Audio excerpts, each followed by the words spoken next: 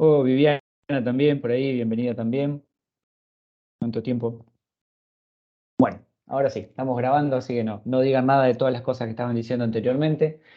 Bienvenidos a todos. Muchísimas gracias por la puntualidad. Seguramente van a ir entrando algunos otros a medida que vayamos avanzando. Pueden ir dejando ahí los saludos y demás, más que bienvenido, y hace bien saber que del otro lado hay alguien escuchando y que le puede interesar algo de lo que podamos llegar a decir. Así que bienvenidos a todos, muchísimas gracias. Ante todo y antes de presentarme, agradezco especialmente al MUG, y obviamente a Oscar, que es el host hoy.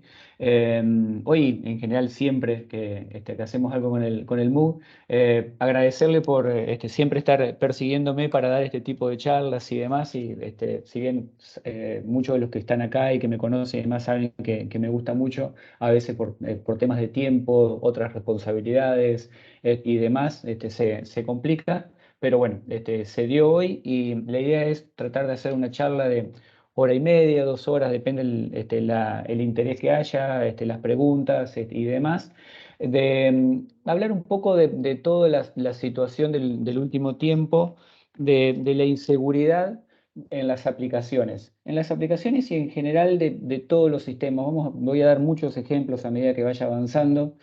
También los que me conocen saben por ahí que yo soy un acérrimo defensor de lo que es la privacidad y los datos personales.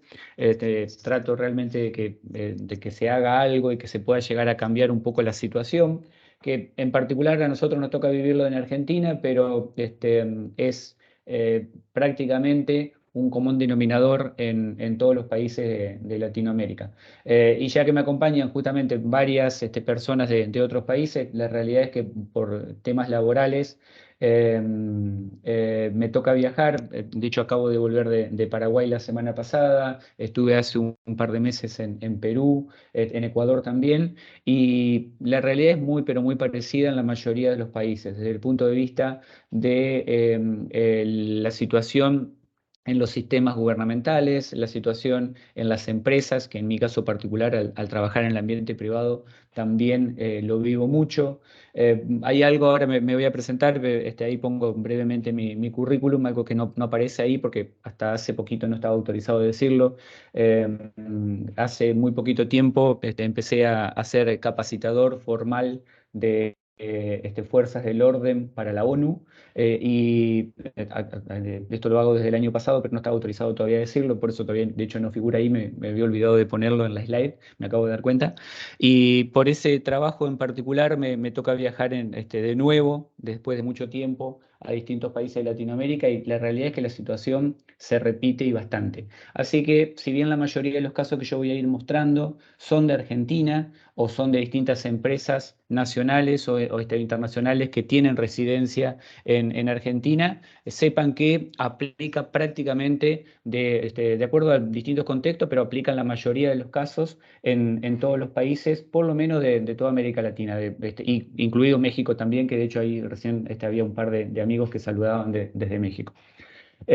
Así que bueno, me presento brevemente. Muchos de los que están ahí probablemente me conozcan y demás. Hay varios que vi los nombres y que me conocían. La idea es hacerlo lo más informal posible. También los que me conocen saben que soy bastante informal en este tipo de charlas y que me gusta hablar de lo poco que puedo llegar a aportar o poco que puedo llegar a saber. Me gusta que haya más gente aportando y dando su conocimiento. Soy Cristian Borguelo, soy licenciado en sistemas, me recibí en la Universidad Tecnológica Nacional de aquí de Argentina, en la provincia de Entre Ríos. Viví 20 años en Capital Federal, en Buenos Aires, y hace un par de años, durante la pandemia, decidí volver un poco a mi tierra, y así que hoy vuelvo a Entre Ríos. Soy desarrollador, desarrollé durante mucho tiempo y empecé a desarrollar muy chico. En realidad empecé a los 8 años con las computadoras, y todavía sigo, hace casi 40 años que estoy con las computadoras. Y como decía, desarrollé durante mucho tiempo, fui desarrollador. De hecho, muchos de los temas que vamos a hablar hoy tienen que ver con seguridad en aplicaciones, y después ya me decanté prácticamente a trabajar pura y exclusivamente en el ámbito de seguridad informática, ciberseguridad, seguridad de la información, llámenle como quieran. Si bien no es exactamente lo mismo, no es importante para lo que vamos a tratar hoy. Tengo varias certificaciones en seguridad. Estuve viviendo un tiempo en Corea del Sur también capacitándome sobre todo en temas de guerra, de ciberguerra en realidad. Algo que ahora se ha puesto muy de moda el término, justamente por el tema de la invasión de Rusia a Ucrania. Se ha puesto bastante de moda, pero es algo que en mi caso particular yo lo vengo siguiendo y vengo estudiando casi desde el año 2000. Y justamente por eso fue muy interesante estar un tiempo allá en Corea, viviendo la situación de ellos, que es totalmente distinta a la que podemos tener en Latinoamérica. Adicionalmente, también soy profesor universitario de grado y posgrado. Bueno, agrego esto que mencionaba recién de la ONU, que para mí es un gran honor realmente haber sido elegido para brindar capacitaciones a fuerzas del orden relacionados a seguridad y específicamente a temas de criptomoneda y a estafas con criptomonedas o criptoactivos en realidad para hablar con propiedad. Y desde hace 20 años soy director de Seguinfo, que es un sitio que están todos invitados a entrar, a ingresar, que brindamos información sobre seguridad informática y seguridad de la información y demás. Así que están todos invitados a ingresar al blog. Hay muchísima información. Todos los días posteamos información nueva sobre estas temáticas. Bien, vamos a empezar con estadísticas. Que básicamente las estadísticas generalmente, el 99% de las estadísticas son falsas, como dijo alguien por ahí, pero a veces sirve para bajar un poco a nivel de lo que estamos hablando o tratar de ver. eh, Está bien, había alguien que estaba ahí mencionando en el chat, perdón, estaba leyendo el chat, que tenía un problema. Sí, a veces lo mejor es reiniciar y volver a empezar, solución Microsoft, no hay otra. Y no sé para qué lo estoy diciendo, porque si no me está escuchando, no va a servirle de nada. Pero bueno, son cosas que pasan. Como decía, las estadísticas son mentirosas, pero a veces sirven para mejorar un poco tener una idea de lo que estamos hablando. Y acá decimos que, por ejemplo, el 50% de los responsables de un aplicativo, de una aplicación, de un software, sacrificaría la seguridad con tal de finalizar su trabajo. ¿Qué significa esto? Que somos capaces de deshabilitar cualquier tipo de medida de seguridad con tal de terminar más rápido o que algo funcione. Y justamente el tema a veces de lo que trabajamos en seguridad, que somos vistos como un stopper, que ponemos piedra en el camino, y esto queda clarísimo, es decir, lo primero que se va a deshabilitar en un software generalmente es la seguridad. Deshabilitamos el firewall y vemos si anda. Y si no anda, deshabilitamos otra cosa y así sucesivamente hasta que el momento funcione. Aunque todo lo que hubiéramos deshabilitado no tuviera absolutamente nada que ver con el problema original. La mitad también de las aplicaciones top de Google Play tienen fallas de seguridad grave. Todas estas estadísticas son públicas, después si alguien las quiere se las paso, en donde básicamente acá estamos diciendo que si yo descargo una aplicación del Google Play, del top, por ejemplo, por decir una, el top, WhatsApp, TikTok, etcétera, seguramente va a tener algún tipo de seguridad grave. Por otro lado, el 60% de las aplicaciones contiene al menos un componente vulnerable. Y esto a mí me pasa en lo particular cuando hacemos trabajos de seguridad y análisis de aplicaciones, ya sea aplicaciones móviles o aplicaciones web o APIs, encontramos componentes vulnerables y en general esos componentes tienen vulnerabilidades críticas, que es lo que decía antes. Y por otro lado, el 70% de las vulnerabilidades tiene al menos 2 años de antigüedad. Y esto también preocupa, porque significa, y acá me adelanto casi a la última diapositiva, una de las palabras que voy a tirar en la última diapositiva, que es un poco la irresponsabilidad o la desidia que tenemos de no parchear lo que sabemos que tiene errores y que tenemos que parchear lo que tenemos que solucionarlo. Es decir, hoy, con la velocidad que tienen los atacantes y los delincuentes para explotar las vulnerabilidades, nosotros, como responsables de un sistema, encima nos damos el lujo, entre comillas, de esperar 2 años para solucionar una vulnerabilidad. Entonces, lo que vamos a ir viendo van a ser distintos ejemplos, ya de hecho ahora voy a mostrar algunas relacionados, a este tipo de cosas. A veces la irresponsabilidad, la desidia, la falta de compromiso, y después vamos a ir viendo distintos temas también que lamentablemente quedan expuestos por todo este tipo de cosas. Por las dudas, están viendo las slides, ¿no es cierto? Por las dudas, pregunto. ¿Alguien que me confirme ahí por el chat? ¿Se ve una slide que hay 4 porcentajes? Sí, sí, ok, listo, perfecto. Sí, para el que estaba preguntando arriba si se está viendo una slide, sí, se está viendo el slide, por la duda me asusté. Perfecto. Bien.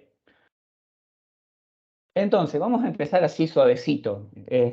Vamos a empezar con ¿qué pasa cuando no actuamos en consecuencia y sabemos que nos pueden atacar, sabemos que hay delincuentes en Internet, sabemos que nuestro software es vulnerable, que no lo publicamos, que no publicamos las actualizaciones correspondientes o que no solucionamos las vulnerabilidades como corresponde o directamente no aplicamos todas las buenas prácticas que existen en el mercado? Aquí simplemente hay algunos ejemplos, obviamente los que voy a mencionar, la mayoría de ellos son públicos y algunos lamentablemente no se han hecho públicos porque han intentado ocultarlos, pero igual se hicieron públicos, ¿sí? Ahora después los voy a ir mencionando. Por ejemplo, acá tenemos el del Banco de Chile, que prácticamente se estudia, se tiene como un caso de estudio, porque fue un ataque muy, pero muy grande al Banco de Chile. Por supuesto, esto fue público, de hecho fue tapa de diario, como estamos viendo ahí, en donde al banco le robaron 10 millones de dólares posterior a un ataque muy, pero muy grande, que se supone que fue un grupo norcoreano, de Corea del Norte, que lo que hizo fue tomar contacto con la red, tomó conocimiento de distintos dispositivos que existían dentro, se realiza un ataque que básicamente se llama escalamiento horizontal y escalamiento vertical, ir tomando control de distintos dispositivos, software, aplicativos y servidores dentro de la red, y finalmente realizan un ataque en donde se roban esta cantidad de dinero y desaparecen. Como digo, es un caso de estudio, por supuesto es público, búsquenlo si no lo conocen, realmente vale la pena ver cómo fue cada uno de los pasos que hicieron los delincuentes para este ataque. Por otro lado, esto fue en el 2018.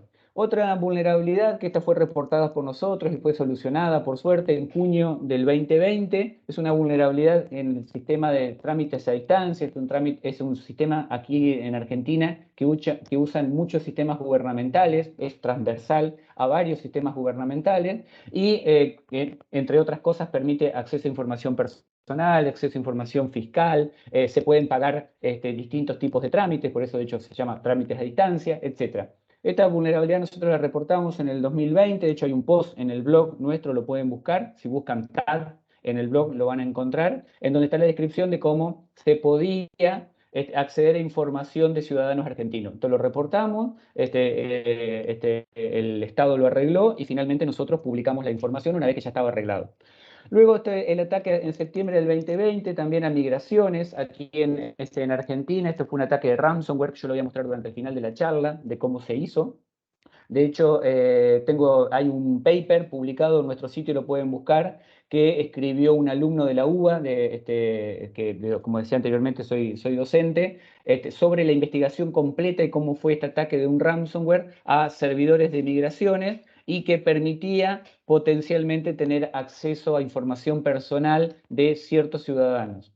Luego, uno que lamentablemente hasta el día de hoy se intenta seguir ocultando, y mucha gente, de ahora yo voy a mostrar evidencia de esto, mucha gente hasta el día de hoy, particularmente a mí y a varios otros investigadores en Argentina, nos siguen culpando de que esto es mentira.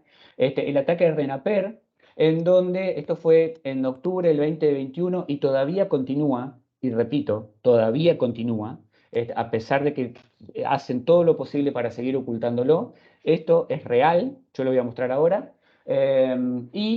Básicamente lo que sucede acá es que los delincuentes hasta el día de hoy, en este mismo momento, hace 5 minutos antes de empezar la charla, lo verifiqué, siguen teniendo acceso a registros del RENAPER y ponen a la venta datos personales de todos los ciudadanos argentinos. Y van a seguir intentando ocultarlo seguramente durante muchísimo más tiempo. Sin embargo, esto es real. Los delincuentes están accediendo a datos de todos los ciudadanos argentinos, todos, el 100% de los ciudadanos argentinos, y lo ponen a la venta. Yo ahora lo voy a mostrar. CISA, el Sistema de Salud Argentino, esto fue en octubre del 2021, tenía diversas vulnerabilidades que fueron reportadas por diversas personas aquí en Argentina y hace muy poquito tiempo, hace menos de 15 días, otra persona más acaba de reportar otra vulnerabilidad relacionada que permitía también acceso a datos personales. El Senado de la Argentina, esto fue público, fue tapa de diario, también tuvo un ataque de ransomware Y si bien la información que se afectó no era información extremadamente sensible ni nada por el estilo, gran parte de la información era pública, el ataque existió, ¿sí? Como digo, esto fue público, esto sí estuvo publicado, se llevó adelante una investigación, etcétera, por parte del Senado. Y lo del censo, mayo 2022, que acá también obviamente mucha gente me va a decir, bueno, en realidad sos un paranoico porque, y a muchos nos culparon de eso, de cómo se cuidaban los datos del censo para aquellos que son extranjeros. Aquí en mayo del 2022 se hizo un censo digital aquí en Argentina, que se podía completar digital o presencial, cualquiera de las dos opciones, y tenía diversas vulnerabilidades que fueron reportadas y lamentablemente hasta el día del censo nunca fueron arregladas. Sí, el sitio hoy se dio de baja porque obviamente el censo ya no está disponible, pero las vulnerabilidades existieron hasta el mismo día del censo y nunca las solucionaron y fueron reportadas. Bien, acá tenemos una justamente del censo. Esta era una API abierta. Esto yo lo reporté, de hecho también lo hice público después y no la solucionaron. Esta era una API abierta, sin autenticación previa, que permitía, mandando directamente el DNI de la persona y la fecha de nacimiento, que es algo casi, podríamos decir, semipúblico o público, me devolvía un resultado, efectivamente, que la API ejecutaba, iba, buscaba los datos y me decía que si era correcto o no era correcto. Obviamente esto se podía hacer para ataques de inteligencia, para ataques de ingeniería social, se podía utilizar para registrar a sabiendo, por ejemplo, vamos a suponer, agarro a Viviana, ahí que fue la última persona que puso un chat, perdón que te ponga de ejemplo, ¿sí? Empiezo a adivinar el documento y la fecha de nacimiento y voy a saber datos personales de ella. ¿Hay forma más fácil de hacerlo? Sí, hay forma más fácil de obtener esto, pero el tema era que la API estaba abierta, no tenía ningún tipo de autenticación. Acá tenemos algunas otras cosas que también reporté y tampoco solucionaron. Estas son menores, pero también eran vulnerabilidades. Acá no voy a entrar en detalle, pero básicamente tenía un CORS mal validado. Básicamente lo que hacía era no validar los dominios desde donde se cargaban ciertos recursos en la página web. Y eso permitía, por ejemplo, hubiera permitido cargar recursos que no eran propios de la página del censo. Acá tenemos otro más que también lo reporté y tampoco lo arreglaron, en donde directamente el censo tenía, la página del censo tenía publicidad en donde, que eran de terceros, totalmente de empresas extranjeras, estamos hablando de un censo nacional en una página gubernamental. Y sin embargo, tenía publicidad y tenía trackers que 8, para ser más preciso, yo lo tenía bloqueado con AdBlock, por ejemplo. También pregunté por qué una página gubernamental y estatal tenía un tracker de una página extranjera, de un sitio extranjero que recolectaba información de los ciudadanos argentinos. Obviamente nunca me contestaron. Acá tenemos otro más, parte de las malas prácticas de programación, dejar un servidor de testing puesto en productivo. Esto estuvo casi hasta 24 horas antes de salir a producción. Adicionalmente a eso, esta fue la primera cosa que había reportado yo, tenían un WordPress desactualizado. WordPress es un CMS, para aquellos que no lo conozcan, que tiene varias vulnerabilidades y demás. Si bien en la última versión después sí lo actualizaron, esto sí lo solucionaron, la realidad es que tenían un servidor de testing publicado en Internet. Acá tenemos algunos más. Este también fue reportado y tampoco fue solucionado hasta el día del censo. El mismo día del censo esta vulnerabilidad estaba presente. Es una vulnerabilidad de Information Disclosure, en donde mostrábamos, sabiendo la URL, que era realmente muy fácil de adivinar si no se podía atacar por fuerza bruta. Esto me lo pasó un lector del sitio. Podíamos leer todos los parámetros de la aplicación y como podemos ver ahí, hay un client secret de OAuth. Esto significa que yo podía loguearme en OAuth utilizando estas credenciales. De hecho, antes tenían y después las cambiaron. Podía abusar del servicio servicio de autenticación simplemente utilizando estas credenciales. Adicionalmente, teníamos todas las APIs y los endpoints, por ejemplo, del correo de Andreani, con el que se llevaba adelante el censo. Teníamos una API para geoposicionamiento que aparentemente era de testing y estaba en un puerto interno. Otra, un localhost. De esto hubo montones que reportamos y algunos los arreglaron y otros no. Y adicionalmente, una IP interna. No tiene ningún sentido que eso esté en un sitio gubernamental, por ejemplo. Bueno, todo eso estaba público el día del censo. Acá tenemos algunas otras. En el archivo configuración TXT, lo mismo, muy parecido a lo que teníamos anteriormente. Un montón de parámetros, incluida la key para Google Maps, por ejemplo, que esto debería ser secreto. no es crítico, pero bueno, no tenía que estar ahí. Algunas otras, los endpoints, si alguien quería ponerse a atacar o hacer fuerza bruta, por ejemplo, sobre los endpoints ya teníamos toda la documentación, entre comillas, acá publicada. Esto fue reportado también y tampoco fue solucionado. Bien, y obviamente podemos decir, bueno, Cristian es un paranoico, en realidad los datos del censo, no importa que estuvieran ahí, no pasa nada, eran unas vulnerabilidades menores, no pasó nada.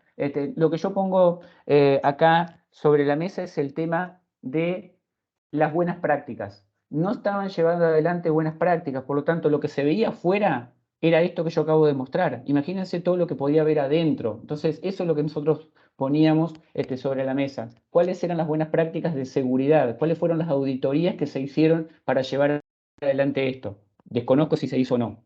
Y por supuesto, tenemos a la venta, como decíamos anteriormente, porque obviamente, como decíamos, esto se sigue intentando ocultar, datos de todos los argentinos. Esto es un bot que hay varios en realidad en Argentina, porque hay varios delincuentes que se dedican a esto, que te venden los datos directamente de todo el padrón. ¿Sí? Acá podemos ver el origen de los datos RENAPER. Esto es un dato real que me pasó un lector, en donde estaba su cara, acá por supuesto estaba su foto, y están todas las fechas de él, que figuran en el documento. Acá tenemos otro más. Estos datos están, vuelvo a repetir, están a la venta en bots, en Internet. Acá tenemos todos los datos, absolutamente, lo achiqué a propósito justamente para que no se vea, porque son todos datos reales de personas reales. ¿Sí? Tenemos un montón de información fiscal de un ciudadano determinado. Acá tenemos uno más, ¿sí? Porque como decíamos anteriormente, nosotros somos uno paranoico y en realidad es mentira que RENAPER ha sido vulnerado o que gente interna vende accesos a RENAPER. Entonces, acá tenemos, por ejemplo, todos los logins de CISA a 2.500 pesos, ¿sí? 2.500 pesos se venden nuestros datos personales y nuestros datos de salud y nuestros datos de registro nacional de las personas en Internet. Valemos básicamente $10 o menos. Y si lo quieren más todavía, lo tienen directamente en sitios web que están públicos en Internet, porque a veces también empezamos a hablar, no, porque la dark web, porque la deep web es peligrosa, no tenemos que entrar, etcétera, etcétera, etcétera. En la web tradicional, buscando y sabiendo qué buscar, podemos encontrar estos sitios en donde directamente podemos comprar, nos registramos acá, podemos comprar un acceso para acceder a cualquier tipo de documento, ya sean documentos que son públicos o documentos que, por ejemplo, en este caso, corresponden a la policía. Y si quieren más servicios también, acá están cada uno de los precios. Por ejemplo, un token significa es una credencial de acceso a toda esta información que yo acabo de mostrar recién, $5. ¿Sí? Eso es lo que valen nuestros datos personales. 25 tokens, 15 tokens básicamente, 15 consultas. 25, etcétera, no hacen descuento. Y por otro lado, accediendo a estos sitios que yo mencionaba anteriormente, hacen descuentos, uno puede pagar en pesos, a veces uno dice, no, pero que las criptomonedas, esto es todo Bitcoin o criptomoneda, no, estos son pesos argentinos o dólares. Y encima se dan el lujo los delincuentes de robar cuentas bancarias a terceros que lo usan como mulas y hacen depositar la plata en las cuentas de terceros robadas. O sea, hasta ese nivel de risa tienen. O sea, roban cuentas bancarias primero y te hacen depositar la plata que vos estás pagándoles a ellos en las cuentas de las mulas.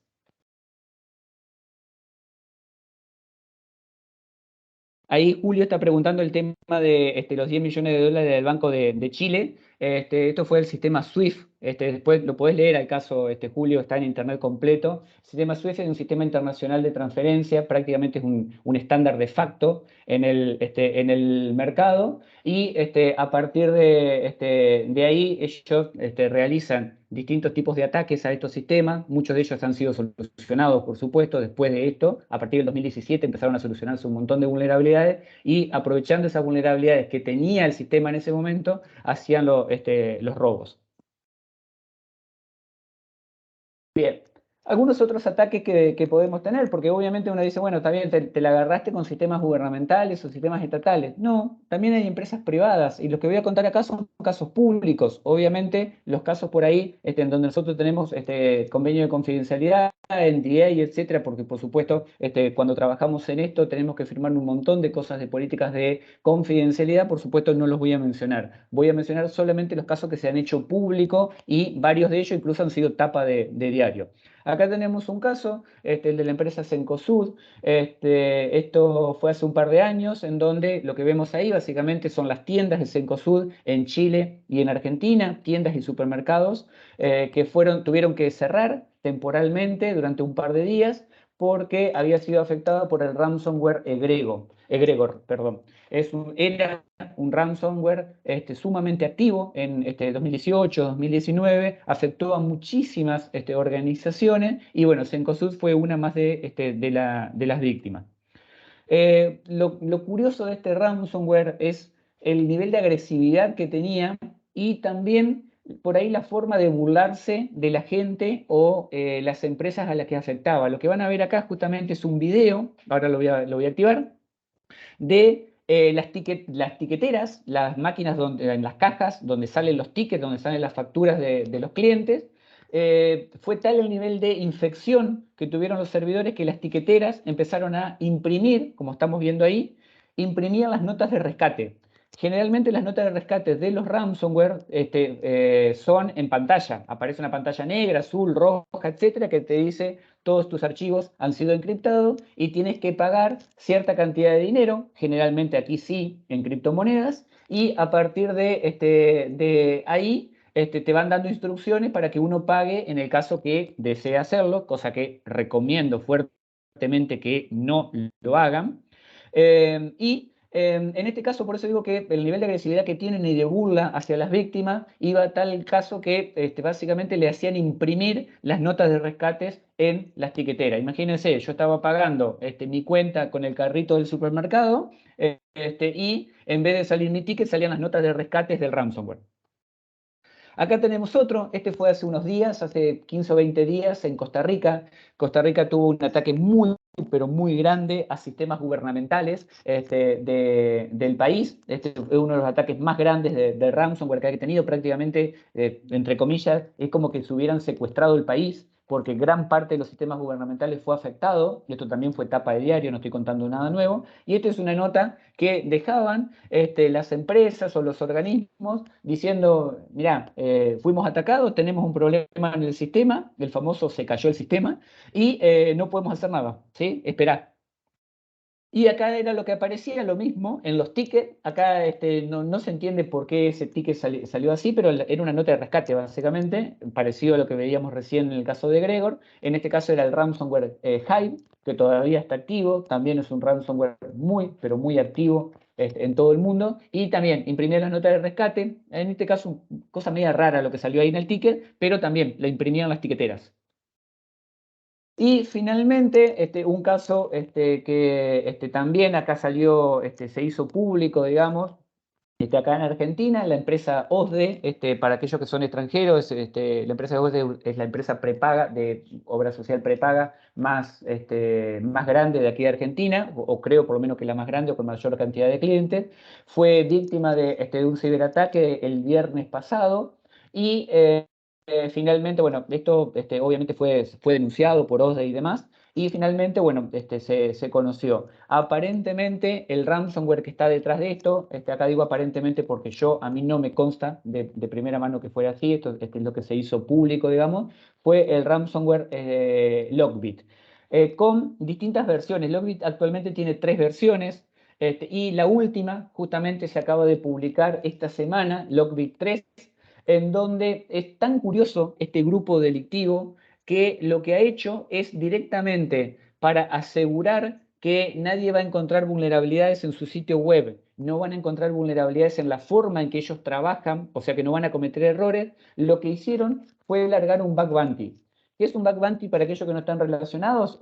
Básicamente es una recompensa, te dan recompensa, ellos te premian por encontrarle vulnerabilidades a su propio software.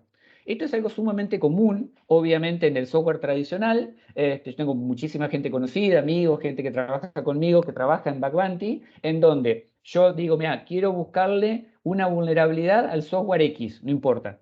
Y si uno le encuentra una vulnerabilidad, este programa te paga cierta cantidad de dinero de acuerdo a la gravedad de la vulnerabilidad. Bueno, esto que es algo absolutamente legal hoy en la industria, Lockbit lo llevó a un extremo, diciendo, si alguien encuentra una vulnerabilidad en nuestro software o en nuestra página web o encuentra algo que potencialmente nos pueda comprometer a nosotros como grupo delictivo, te pagamos cierta cantidad de dinero. Y esto está en su página web, ¿sí? Es una captura de su página web ofreciendo los pagos justamente para protegerlos. Básicamente es eso. Ahí Vanessa pregunta si se recomendaría que no paguen el rescate por ransomware. Sí, lo vuelvo a repetir por las dudas si no quedó claro. Bajo ningún punto de vista, nunca tienen que negociar con un grupo delictivo.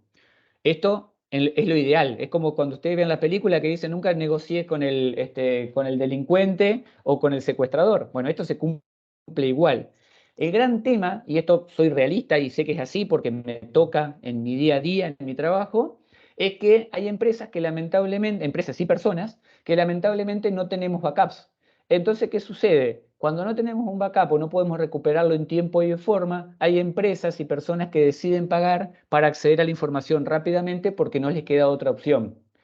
Entonces, lo que yo siempre recomiendo acá es que apaguen todo en este preciso momento, dejen de escucharme a mí y vayan a hacer backup. Es lo más importante que van a hacer durante el día. Y piensen, hagan el ejercicio intelectual. ¿Cuándo fue la última vez que hicieron backup de sus documentos personales y cuándo fue la última vez que hicieron backup de sus documentos de la empresa? Si la respuesta es no me acuerdo, apaguen todo, dejen de escucharme a mí y vayan a hacer backup. Esa es la forma que hay para luchar, una de las tantas formas que hay para luchar contra el ransomware. El ransomware tiene éxito porque lamentablemente las empresas no sabemos cómo responder cuando hay un ataque de este tipo. Y no sabemos cómo responder en muchos casos porque no tenemos backup, entre otras cientos de cosas. Pero el backup es un paso fundamental. Bien. Por otro lado, ahí Carlos, efectivamente, Carlos menciona también un muy buen punto, gracias Carlos por mencionarlo. Actualmente se usa un sistema de doble o triple chantaje. ¿Qué es esto? Que en algún caso, primero te chantajean para devolverte la información o devolverte las claves. Segundo, te chantajean para no publicar la información. Y actualmente también te están chantajeando para no publicarla a tu competencia, para no brindarle información a tu competencia. O sea, por un lado o por otro, intenta sacarte dinero. Y por otro lado, hay que recordar, si ustedes deciden negociar con un delincuente, están negociando con un delincuente. Nadie les asegura que van a cumplir, ¿sí? Por lo tanto, traten de tener sus sistemas en orden, hacer backup, etcétera, porque si no, lamentablemente en muchos casos nos pasa que nos llaman a nosotros como negociadores, a mí me ha pasado un montón de veces, empresas que dicen, mira, no tengo otra opción, ¿es esto o dejo de trabajar? Yo conozco empresas que han desaparecido, y no lo estoy exagerando, literalmente han desaparecido porque se encriptan absolutamente todos los servidores y se quedan sin su core de trabajo, ¿sí?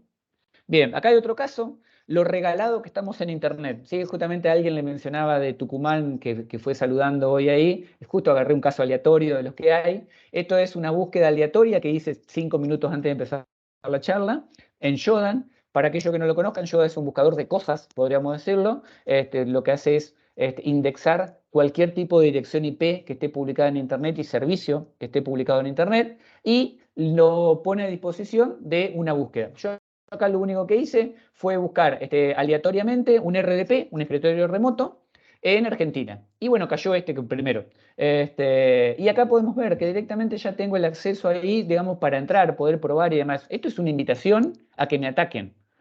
Entonces, recomendación adicional, aparte de las que ya fui dando, traten de no trabajar con escritorios remotos publicados en Internet. Yo sé que lo que estoy diciendo, mucha gente me mira y me dice, Cristian, estás loco.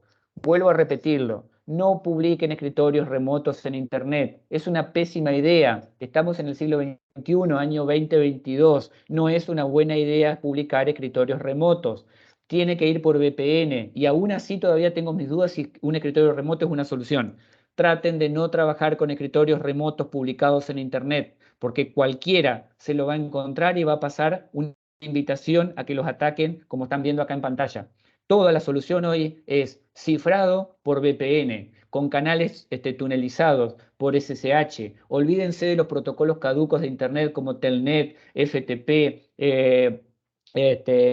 SMTP, POP3. Si están usando alguno de esos protocolos, piensen que están haciendo algo mal y que están atrasando 10 años. No regalen sus datos en Internet. No publiquen escritorios en Internet. Una VPN, que ahí Julio pregunta, es una red privada virtual. Te permite, a través de un canal encriptado, que todos los datos que circulan entre tu organización o tu empresa, o vos mismo con otra persona, vaya absolutamente encriptado y no esté publicado en Internet en forma abierta, ¿sí? Ahí Ariel efectivamente te pone lo que significa la sigla, podés buscar más datos en Internet.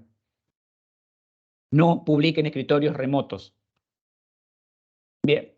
Algunas otras cosas que tendríamos que conocer. Calculo que algunos o varios de los que están aquí deben ser desarrolladores. Entonces, voy a hacer un pequeño apartado justamente para la gente que desarrolla aplicaciones y lo insegura que pueden llegar a ser otras aplicaciones si no seguimos algunas líneas base.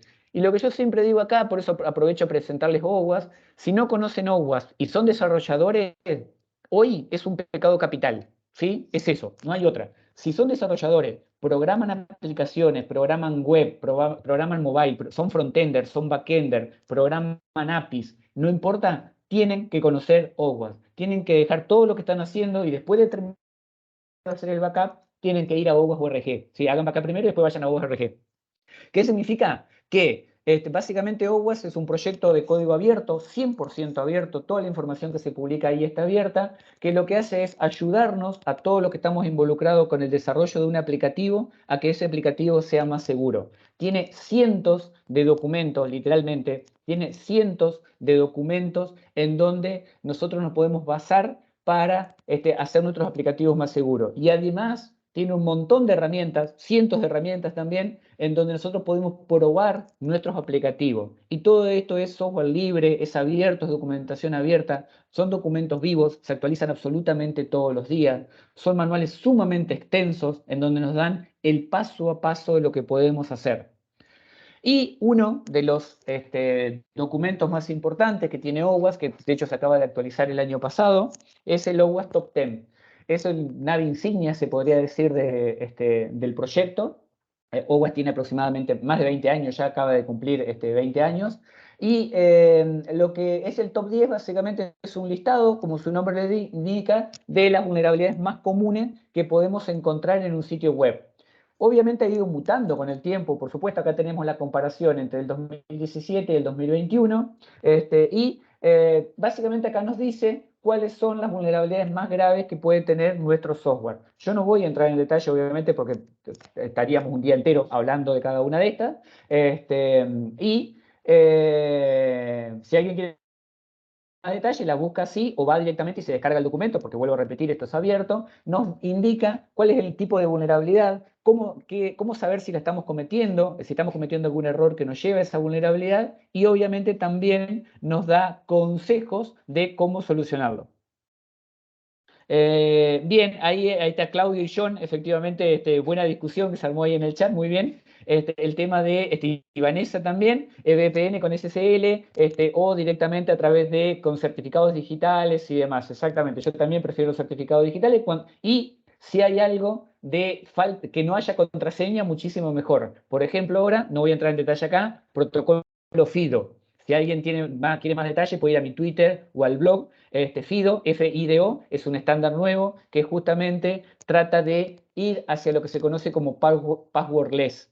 Los que me conocen hace mucho tiempo saben que soy un lorito que siempre repite que las passwords están muertas. Las passwords son una basofia, las passwords no sirven absolutamente para nada. Entonces traten de no utilizar password. Vayan a protocolos que sean mucho más seguros. Por ejemplo, FIDO es uno de ellos.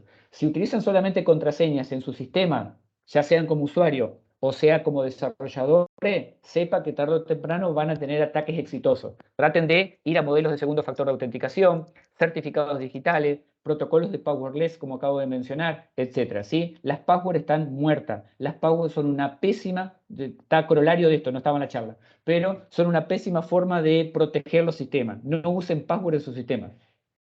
Bien. Acá tenemos, por ejemplo, una forma que es normal que se pueda llegar a ver una aplicación. Yo voy a tener acá un atacante, el agente de amenaza, que va a hacer un ataque a nuestro sistema. Puede elegir N cantidad de ataques. Obviamente, todos los que trabajamos nosotros en seguridad ofensiva o nosotros realizando testing, y obviamente los delincuentes, conocen este tipo de ataques o todos los días aparecen nuevas, ¿sí? Aparte, ese ataque va a aprovechar una de las N debilidades que pueda tener el sistema. Obviamente, cuanto más tenga, más fácil va a ser de encontrarlo. Por eso lo importante acá del patching que hablábamos al principio, de patchear absolutamente todo. Y eso va a bypassar va a bypassear un control que pueda estar mal implementado o directamente cuando no haya controles, cuando me olvidé de algo o no sabía que tenía que poner ese control o no lo pongo por desidia. Eso va a explotar una función técnica dentro del sistema, un método, una función programática, un programa, un aplicativo, y el programador va a venir y va a buscar esta función y la va a arreglar. Suponiendo que encuentre el bug donde está, lo va a arreglar. Pero muchas veces cometemos el error de terminar acá, ¿sí? De decir, ya está, lo arreglé, y me olvido, pasa otra cosa, y mañana aparece otro bug y lo arreglo. Y mañana aparece otro y lo arreglo, y así sucesivamente. Eso es un error, es un problema, es un tema conceptual. Yo lo que tengo que buscar es el tema donde la base, ¿por qué se están cometiendo estos errores? Y adicionalmente, lo que tengo que hacer es pensar, ¿no será que si había un bug y yo lo arreglé ahora, el 30 de junio, ¿no será que hace una semana, hace un mes, hace un año, alguien lo estaba aprovechando en mi contra o en beneficio propio? ¿No será que ya tuve un impacto en el negocio? ¿No será que alguien ya me robó la base de datos aprovechando ese bug? Entonces lo que tenemos que pensar es el impacto en el negocio. ¿Cómo nos impactaba que ese bug hubiera existido en el pasado? Y obviamente decir, bueno, en realidad lo tengo que pensar proactivamente. Yo tenía un bug, lo arreglé, perfecto. Pero además, ¿no será que aprovecharon ese bug en contra mía? Ese es el concepto que deberíamos complementar. Y lamentablemente muchas veces eso no se hace. Traten de pensar las dos cosas, el impacto técnico y el impacto en el negocio. Ejemplo, volviendo al caso de Renaper, porque recuerden que lo de Renaper es mentira, no entraron a la base de datos de Renaper y no se la robaron. Volviendo a lo de Renaper, vamos a suponer que tenía un bug en su momento, etcétera, no importa, desconozco cuál fue la forma en la que ingresaron o están ingresando, porque vuelvo a repetir que esto es el presente.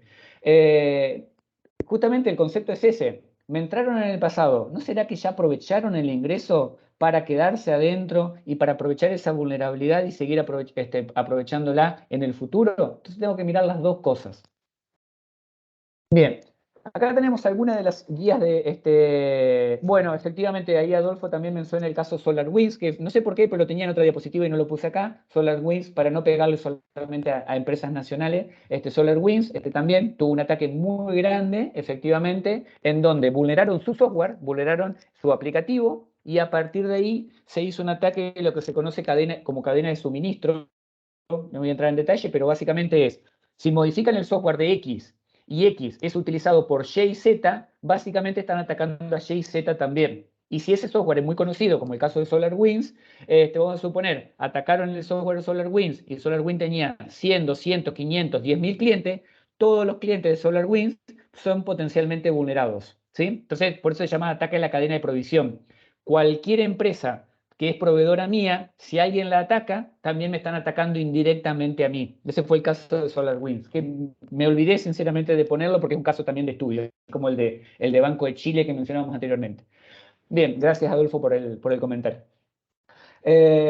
Ahí, las guías de OWASP, estas son algunas, yo recién mencioné la del top 10 en el 2021, pero si programan APIs, por ejemplo, o programan serverless o programan en la nube, tienen que mirar estas dos. Si programan mobile, tienen que ver esa. Si están haciendo Internet de las cosas, Internet of Things, todos los dispositivos conectados a Internet, tienen que mirar la guía de Internet of Things y así sucesivamente. Si utilizan dockerización y demás, tienen que ver la guía de Docker. Entonces, todos, estos son algunas. Actualmente en OWASP, si ustedes entran a owas.org, van a ver que hay 250 proyectos, de los cuales son documentación y herramientas. O sea, tienen información para tirar para arriba. Vuelvo a repetir, si son desarrolladores o están vinculados en la arquitectura de una aplicación, no conocer OWASP es un pecado.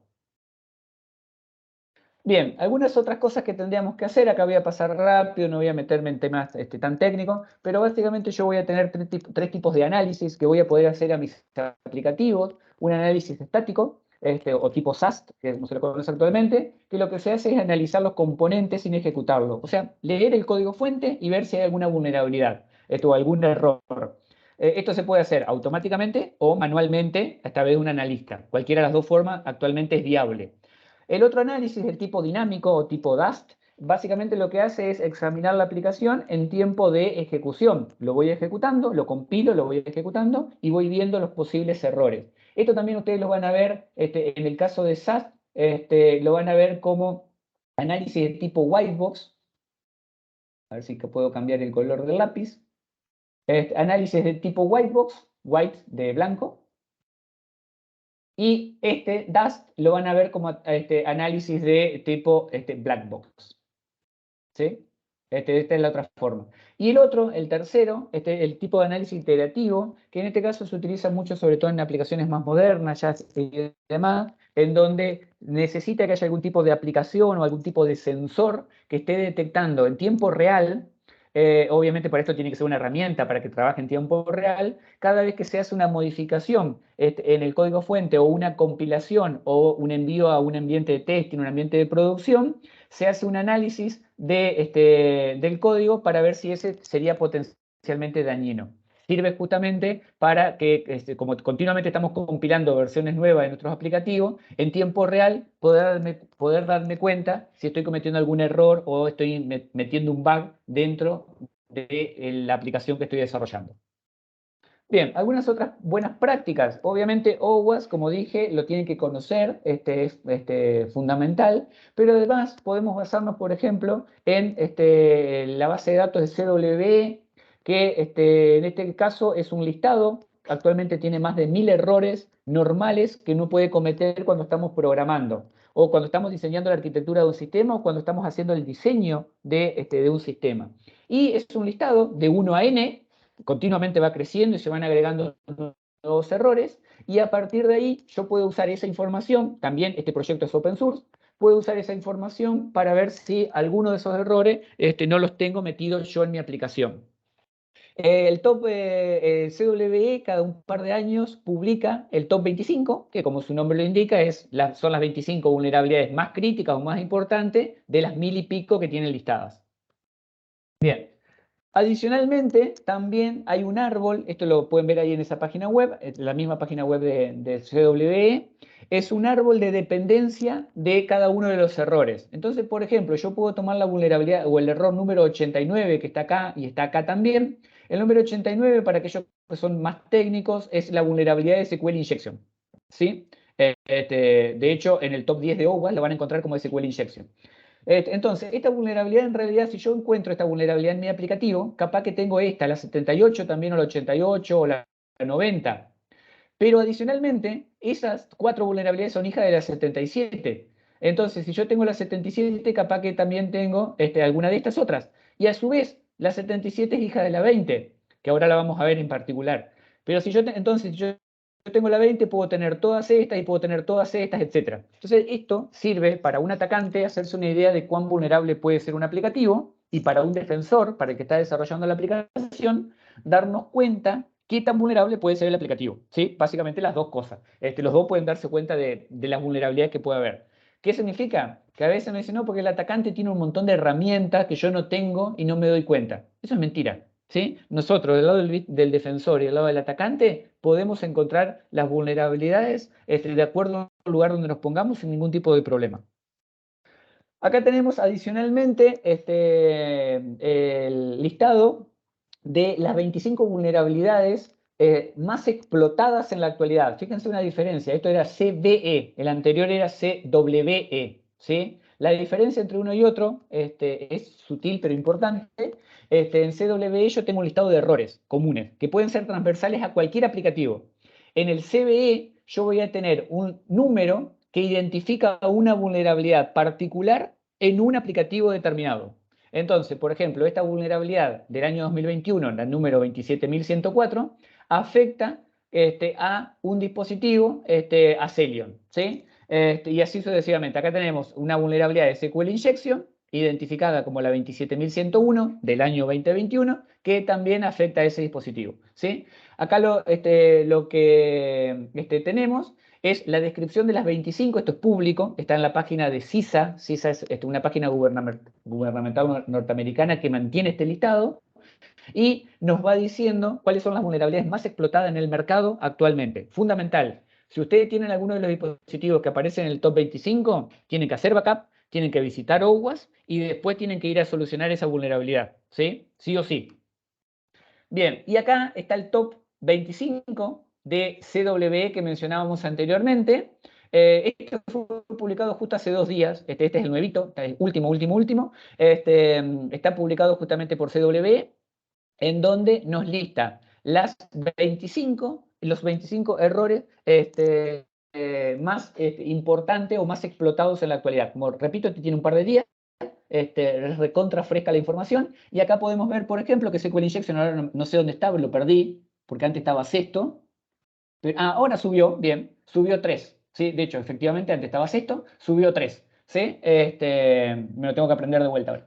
Está tercero ahora, antes estaba sexto, subió a tercero.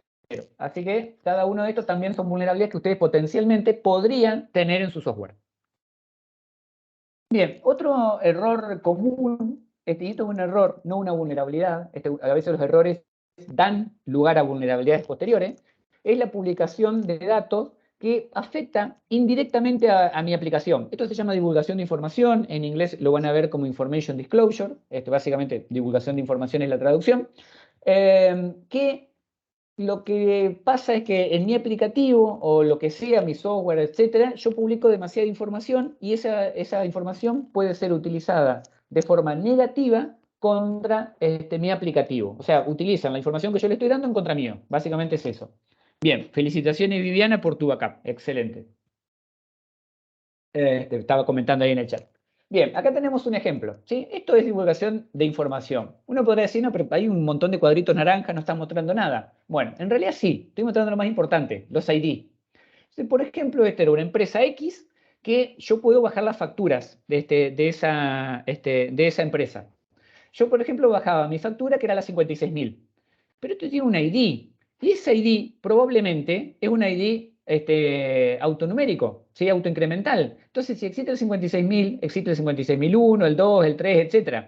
Y yo lo que podría hacer es un bot de 1 a n para descargarme toda la factura de todos los clientes. ¿Por qué? Pues justamente porque este aplicativo tenía esa vulnerabilidad de que no verificaba de quién era el dueño de la factura.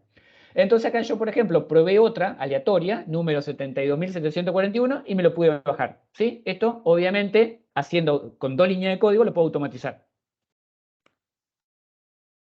Sí, alguien está preguntando ahí si van a estar disponibles. Sí, van a estar disponibles en la página del MOOC, en el mismo lugar donde se inscribieron, va a estar la grabación. Las diapositivas no. La grabación sí, las diapositivas no. Bien, acá tenemos otro en donde podemos ver que esto, ¿quién no lo habrá visto alguna vez? Un directorio abierto en donde yo directamente acá, poniendo la ruta, veo las imágenes. De vuelta, acá alguien me podrá decir, bueno, estás viendo PNG, son imágenes, no pasa nada. Bueno, pero ¿qué pasa si voy probando con otros directorios?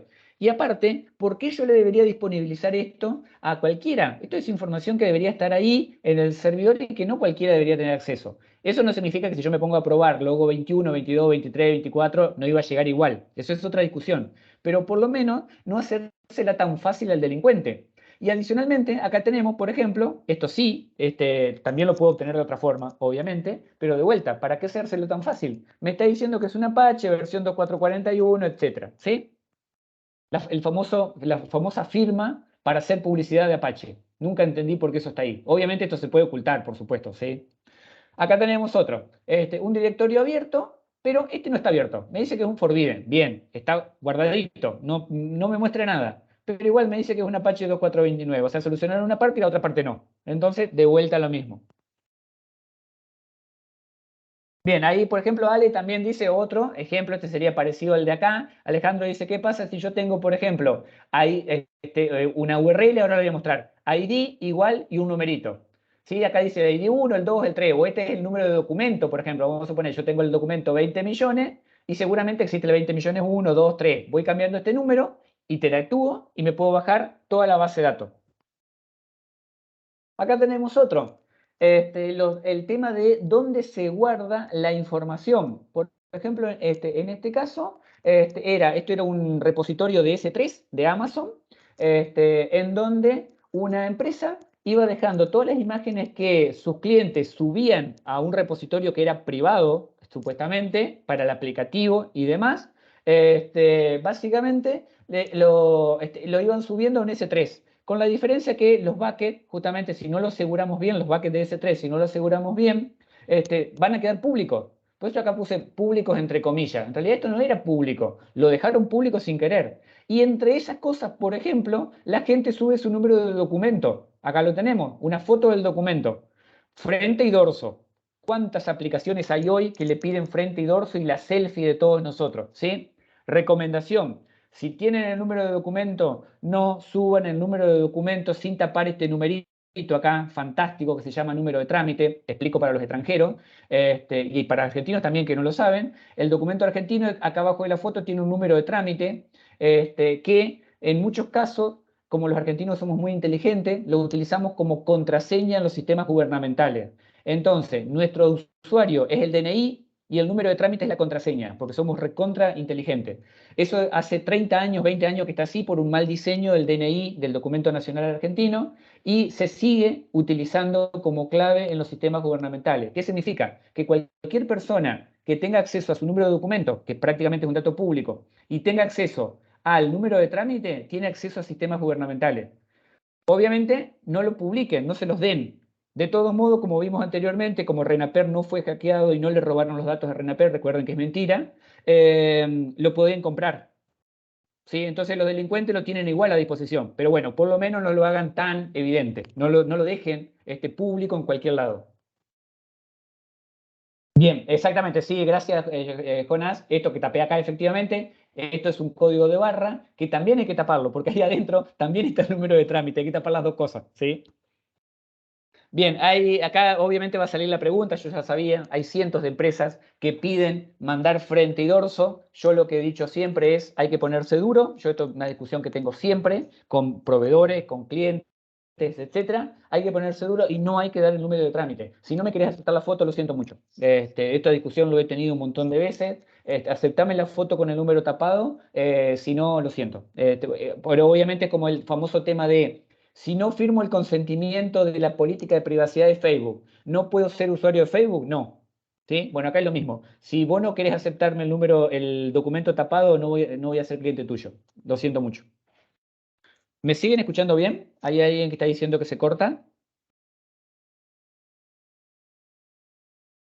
Eh, por las dudas, ¿me confirman que se escucha bien? ¿Sí se escucha? Bien, gracias Viviana. Bien, bien, perfecto. Si hay alguien por ahí que se le corta, recuerden, problema de internet, que puede ser mío también, por las dudas, o un reinicio no viene mal. Bien, otra, la validación incorrecta de parámetros. Si recuerdan, yo les dije hace un ratito cuando veíamos el arbolito que estaba la vulnerabilidad número 20. ¿Sí? La vulnerabilidad número 20 es la raíz de muchos problemas y tiene que ver justamente con la no validación o la validación inadecuada de los parámetros que llegan a una aplicación. Sin ponernos demasiado técnicos, los parámetros son estos que están acá. Son estos datos, estoy acá, me deja escribir, estos datos que están acá. Estos son parámetros, ¿sí? Básicamente son números o cualquier tipo de carácter, en realidad cualquier cadena, por simplificarla la compliqué, cualquier cadena que llegue a nuestra aplicación. Si yo no valido adecuadamente estos parámetros, justamente lo que voy a tener es una vulnerabilidad, la 20 famosa mencionaba recién, y el caso típico sería, yo acá estoy esperando un número, es lógico que tenga que venir un número, pero ¿qué pasa si yo mando la letra A acá? ¿Sí? Se rompe la aplicación, falla, ¿qué hace? Entonces, ese tipo de cosas hay que tenerlas en cuenta. Y a esto se lo llama variables manchadas, justamente porque hace referencia a que si una variable no fue correctamente sanitizada, no fue bien limpiada, está sucia y está manchada. Sí, es un juego de palabras medio tonto, pero bueno, sirve para eso. Entonces, si son desarrolladores, cada parámetro que llega al aplicativo tendría que ser validado y adecuadamente sanitizado. Y lo mismo, esto se considera para las variables de entrada y para las variables de salida. ¿Qué significa? Que cuando yo recibo un dato, por ejemplo, recibo un número de documento, tengo que validar si es un número entero, un entero positivo, un número, por ejemplo, entre 1 y 100 millones, por decir algo acá en Argentina. Obviamente tiene que ser un número entero, como dije recién, etc. Ahora, validar un número es fácil. Ahora, validar un nombre y apellido ya no es tan fácil, porque va a depender de dónde nací, mi nacionalidad. Por ejemplo, si soy brasileño, probablemente tenga la C, la cedilla, que la C con el rayita abajo. Si soy de Europa del Este, probablemente tenga caracteres cirílicos, etc. No es fácil validar un nombre. Si vengo de Irlanda, capaz que me llamo Juan Carlos O'Donnell, qué sé yo, o Michael O'Donnell, o Comilla O'Donnell. Entonces eso también lo tengo que tener en cuenta. Y lo mismo cuando voy a mostrarle datos al usuario, es decir, los datos de salida. Tengo que considerarlo. Un ejemplo típico que doy siempre es la validación de un correo electrónico. Si son programadores, probablemente en algún momento deben haber escuchado, hay que validarlo con una regular expression, ¿sí? Una expresión regular. Y ni, porque por ejemplo hay expresiones regulares en Internet que están mal hechas. Entonces yo le digo, a ver, si yo tengo el dominio ceu-info.com.ar, que es el dominio válido para mí, perfecto, también tengo el .com, pero también capaz que tengo el .business, que es un dominio válido. Seguinfo.business, no lo tengo por las dudas si alguien lo quiere registrar y me lo quiere regalar después, buenísimo.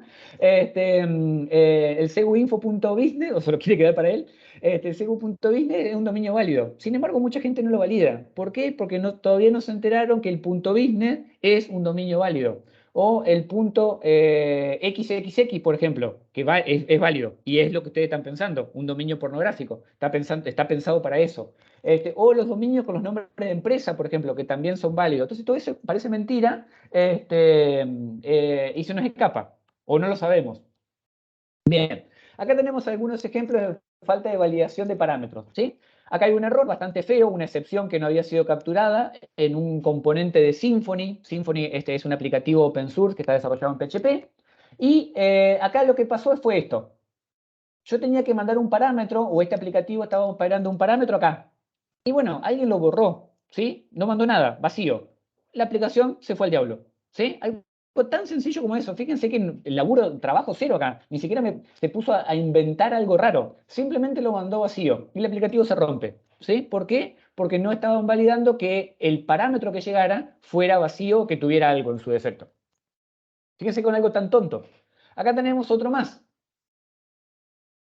Tenemos que se rompe justamente el parámetro no ha sido adecuadamente validado y nos da un montón de información en pantalla, ¿sí? Acá tenemos, por ejemplo, el username y la contraseña para mandar correos en nombre de esta organización. O acá tenemos, por ejemplo, la conexión a la base de datos y el usuario y la clave para la base de datos. Entonces muchas veces pasa que me dicen, no, porque entró un super hacker que estuvo 50 años estudiando en la NASA, tiene 25 certificaciones de seguridad, entrenado por el mismísimo Kremlin, etcétera, etcétera, y me hackearon. Y perdóname, pero yo voy a dudar. Lo más probable es que te hayas olvidado un usuario y una contraseña en Internet. Alguien encontró un parámetro mal validado, sabe cuál es el host, sabe cuál es el puerto, MySQL 3306, el usuario y la contraseña, y ya entró. Y no necesitas ningún conocimiento para hacer esto. Necesitas 2 minutos de dedicarle un poquito de paciencia. Acá tenemos otra, página gubernamental. ¿Sí? Esta página creo que todavía está en línea, si no la dieron de baja hace poquito.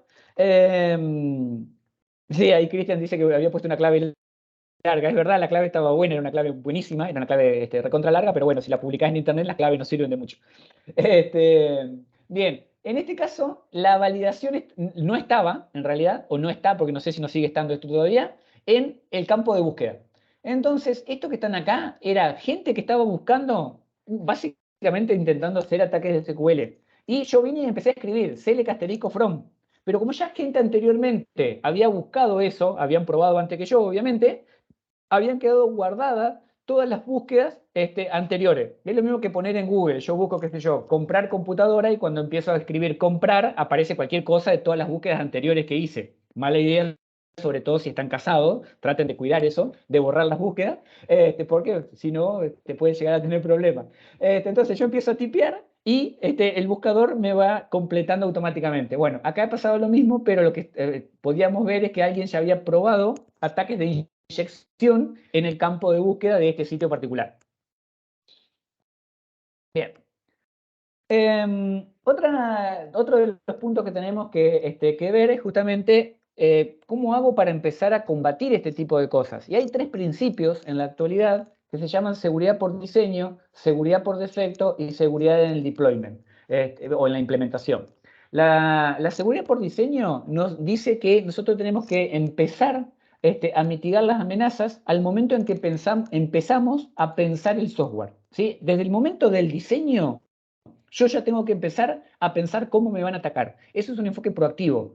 Contrario, totalmente contrario a lo que solemos hacer en la práctica, que es, yo hago el software, funciona, lo pongo en producción y después digo, y si tiene un problemita de seguridad, ¿qué hacemos? Este sería el equivalente a decir, voy a comprar el auto y el tipo que te lo vende dice, mira, yo te doy el auto, pero vino sin frenos porque la verdad es que se nos ocurrió tarde en metérselo. Si lo querés, te lo vendo aparte. ¿Sí? Acá es lo mismo. Si querés seguridad, la ponemos después de estar en producción y se cobra aparte. Bueno, es totalmente contrario a lo que dice la seguridad por diseño, que justamente nos dice que cuando pensamos el software, lo tenemos que pensar con seguridad incluido. Seguridad por defecto apunta a que el usuario tiene que tener el menor privilegio posible para ejecutar sus tareas. Y nada más que eso. Se debe desactivar cualquier otra cosa. ¿Sí? O sea, si por ejemplo usted instala un sistema operativo, un Ubuntu, por decir algo, que instala un montón de servicios por defecto y si lo van a poner en producción y demás, no es una buena idea. Hay que desactivar todo. Entonces yo te digo, ¿por qué Ubuntu? ¿Por qué no elegiste un Debian? Que ya tiene todos los servicios desactivados y los paquetes necesarios solamente para ser servidor. O lo mismo te digo, va a instalar una XP en una producción. ¿Cuántas veces lo he visto? ¿Por qué no instalar un Windows 2016, 2019, 2022 ahora, que ya viene configurado para ese tipo de cosas? Y así sucesivamente. Y no solamente aplica sistema operativo, aplica dispositivo de networking, aplica mi computadora, el famoso admin, aplica a los routers, a los switches, a cualquier dispositivo de networking, etc. Y la seguridad en la instalación, en el deployment, son guías de implementación cuando estoy implementando cosas. Una de ellas, una de las tantas, es lo que hablé anteriormente de cómo voy a patchear. ¿Sí? Lo importante es tener una política. Capaz que no es que hay que salir corriendo segundo a segundo cada vez que sale un parche, porque si no la realidad, y esto yo lo he vivido, se olvidan de vivir si están al tanto de cada vulnerabilidad que aparece, porque a cada minuto salen 10 nuevas. Entonces, hay que tener una política y ir siguiendo esa política. Decir, bueno, parcheo una vez por mes, lo hago bajo tales condiciones, espero que pase un mes del parche y después parcheo para ver si no se rompe nada, que alguien aclaró ahí, que a veces tienen miedo de parchear porque tienen justamente miedo de que rompan algo. Bueno, hago más uno, espero un mes y parcheo. O aplico solamente las de las vulnerabilidades críticas y después espero un mes. Lo importante es tener una política y seguirla, no desesperarme.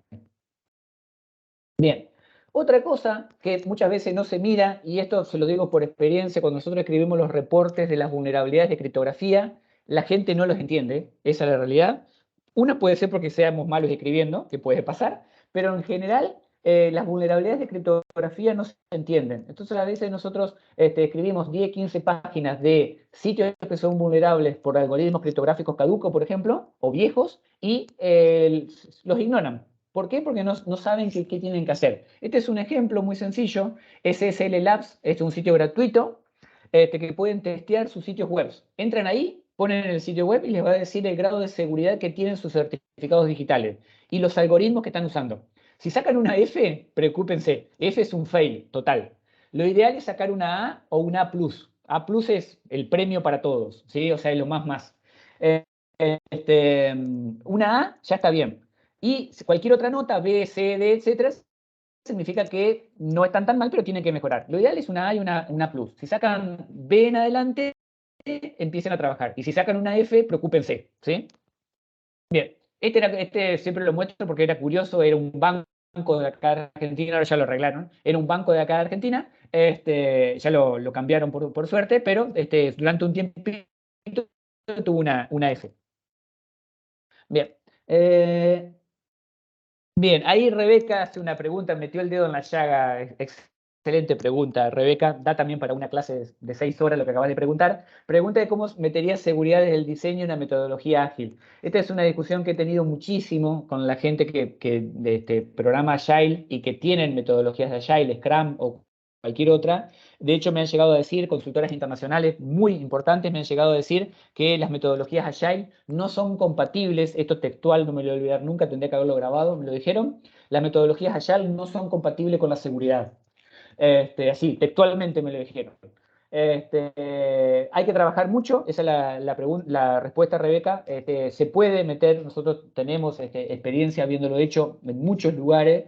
Lo que se hace generalmente es trabajar en las distintas células de Agile, o las tribus, o llamarle como quieras si estás involucrado en esa terminología, en los grupos, y en los grupos de desarrollo y en las células de desarrollo, tratar de meter lo que se conoce, odio esta palabra, pero es así, lo que se conoce como un campeón de seguridad, un security champion. Odio esa frase, pero se llama así. Es meter a alguien que conozca de seguridad en cada una de las células.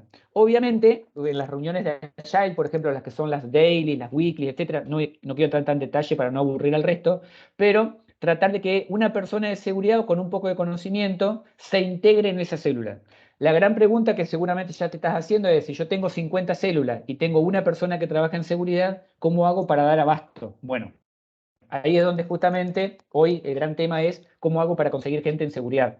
Pero se puede hacer. Yo lo he hecho con empresas muy grandes, en donde, por ejemplo, estaba yo solo y había 30 o 40 células, y lo que iba haciendo era rotar. Un día le tocaba una célula, el otro a la otra, el otro a la otra, y así sucesivamente.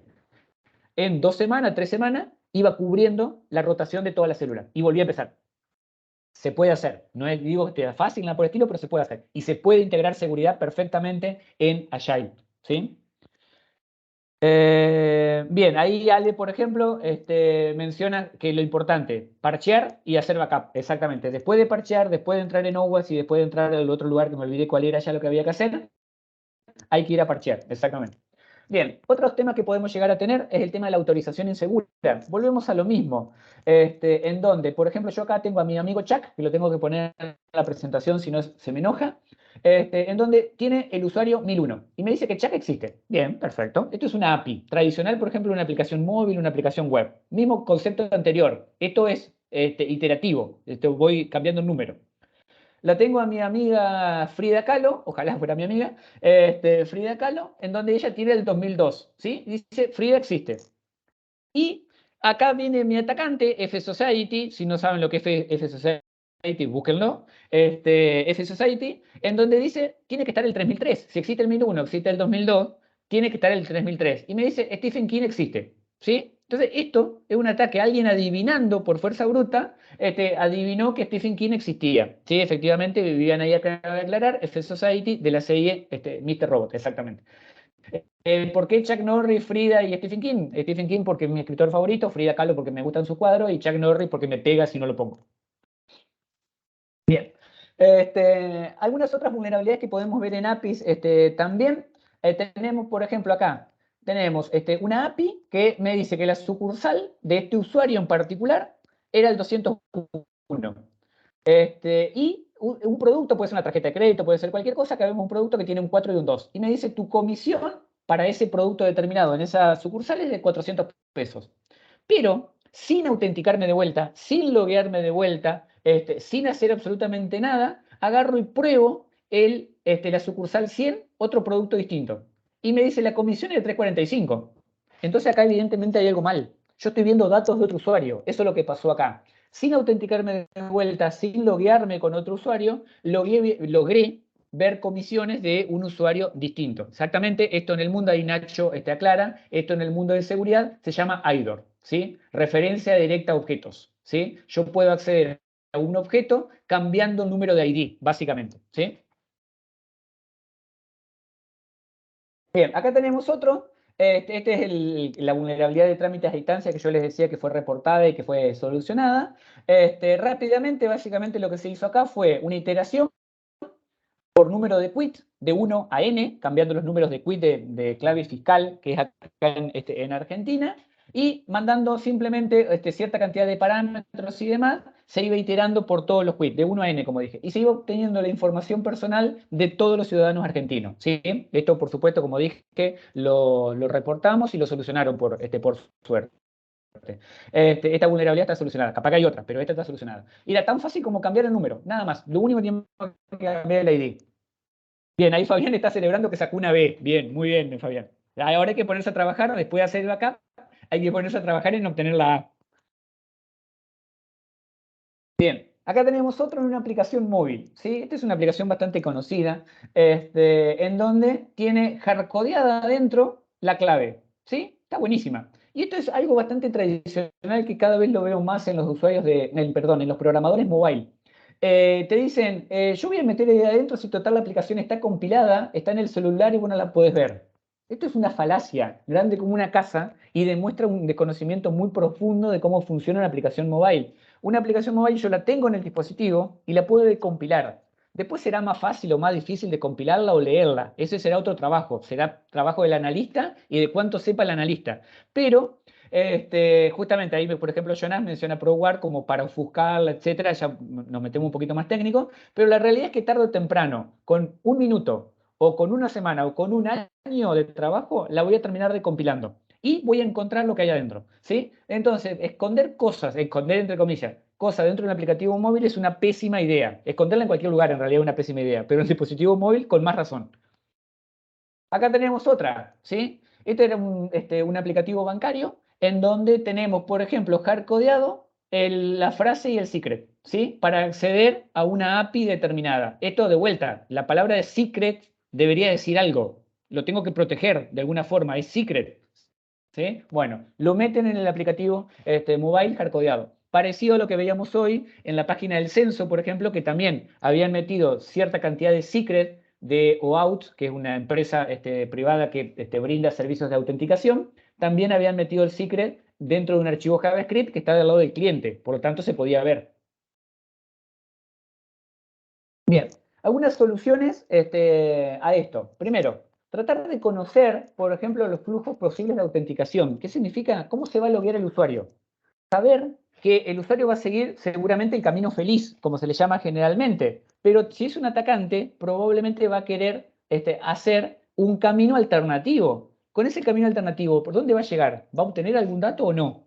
Obviamente todo esto está recontra documentado, porque muchas veces me dicen, no, pero lo que estás planteando es recontra difícil, no encuentro documentación por ningún lado. Eso también es falso. Hoy existen los estándares y existe particularmente, búsquenlo así, OWASP Cheat Sheet, guía de trucos.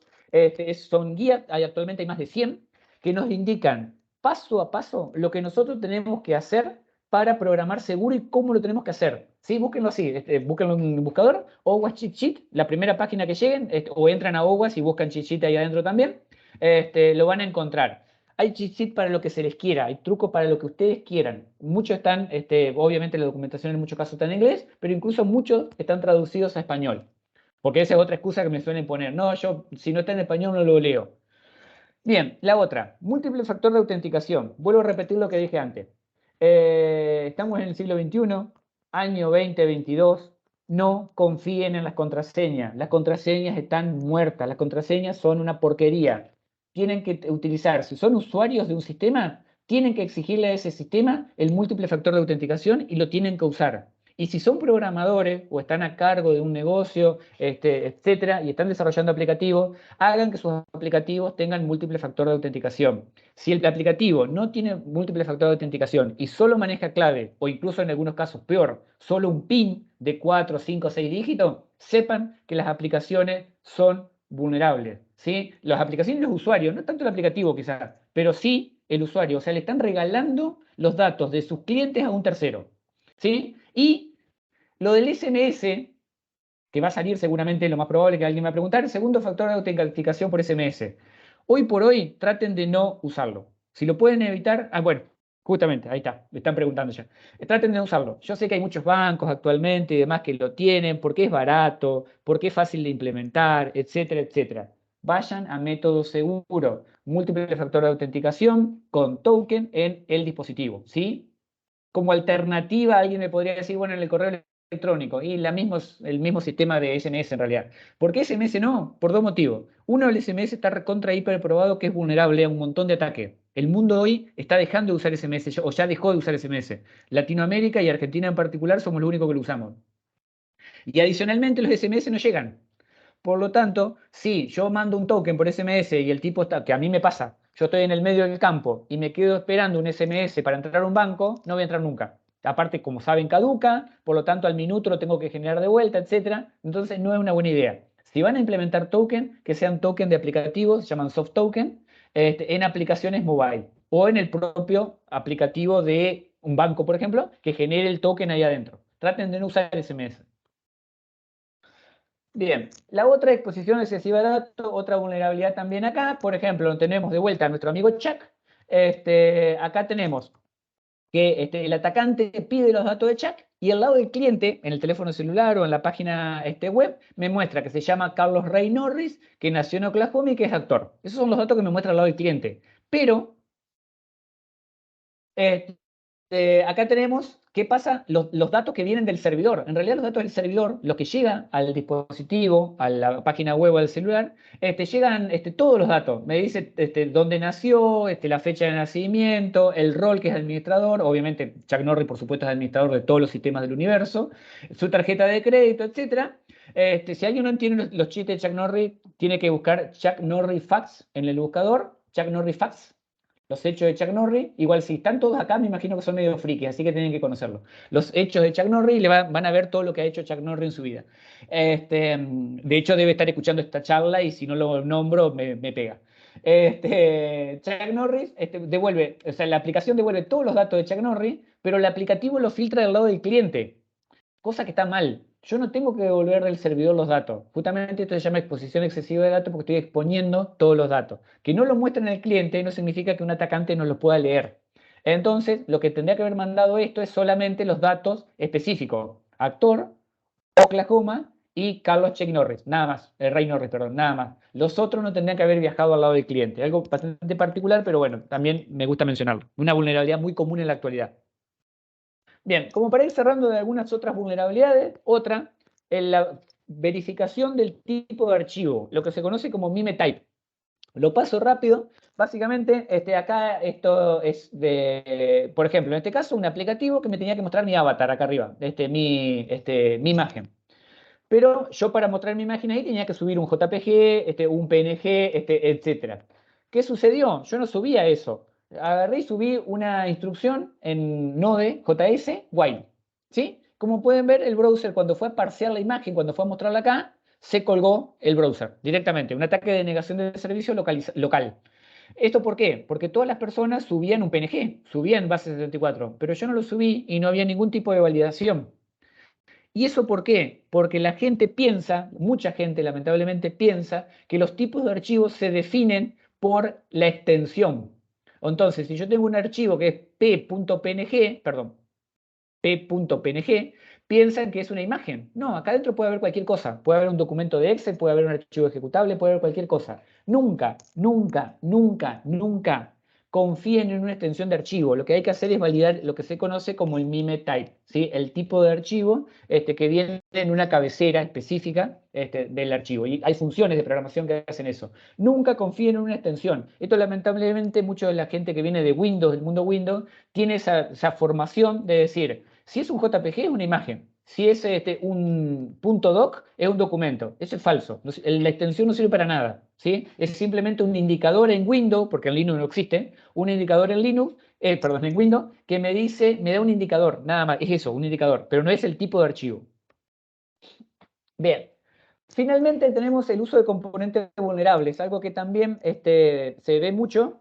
Sí, ahí Fabricio me dice que efectivamente estoy haciendo la presentación porque Chuck Norris me dijo, exactamente. El uso de componentes vulnerables, básicamente yo estoy usando en mi aplicativo librerías de terceros. Y acá vuelve a aparecer el tema de la cadena de suministro que ya mencioné anteriormente con el caso de SolarWinds.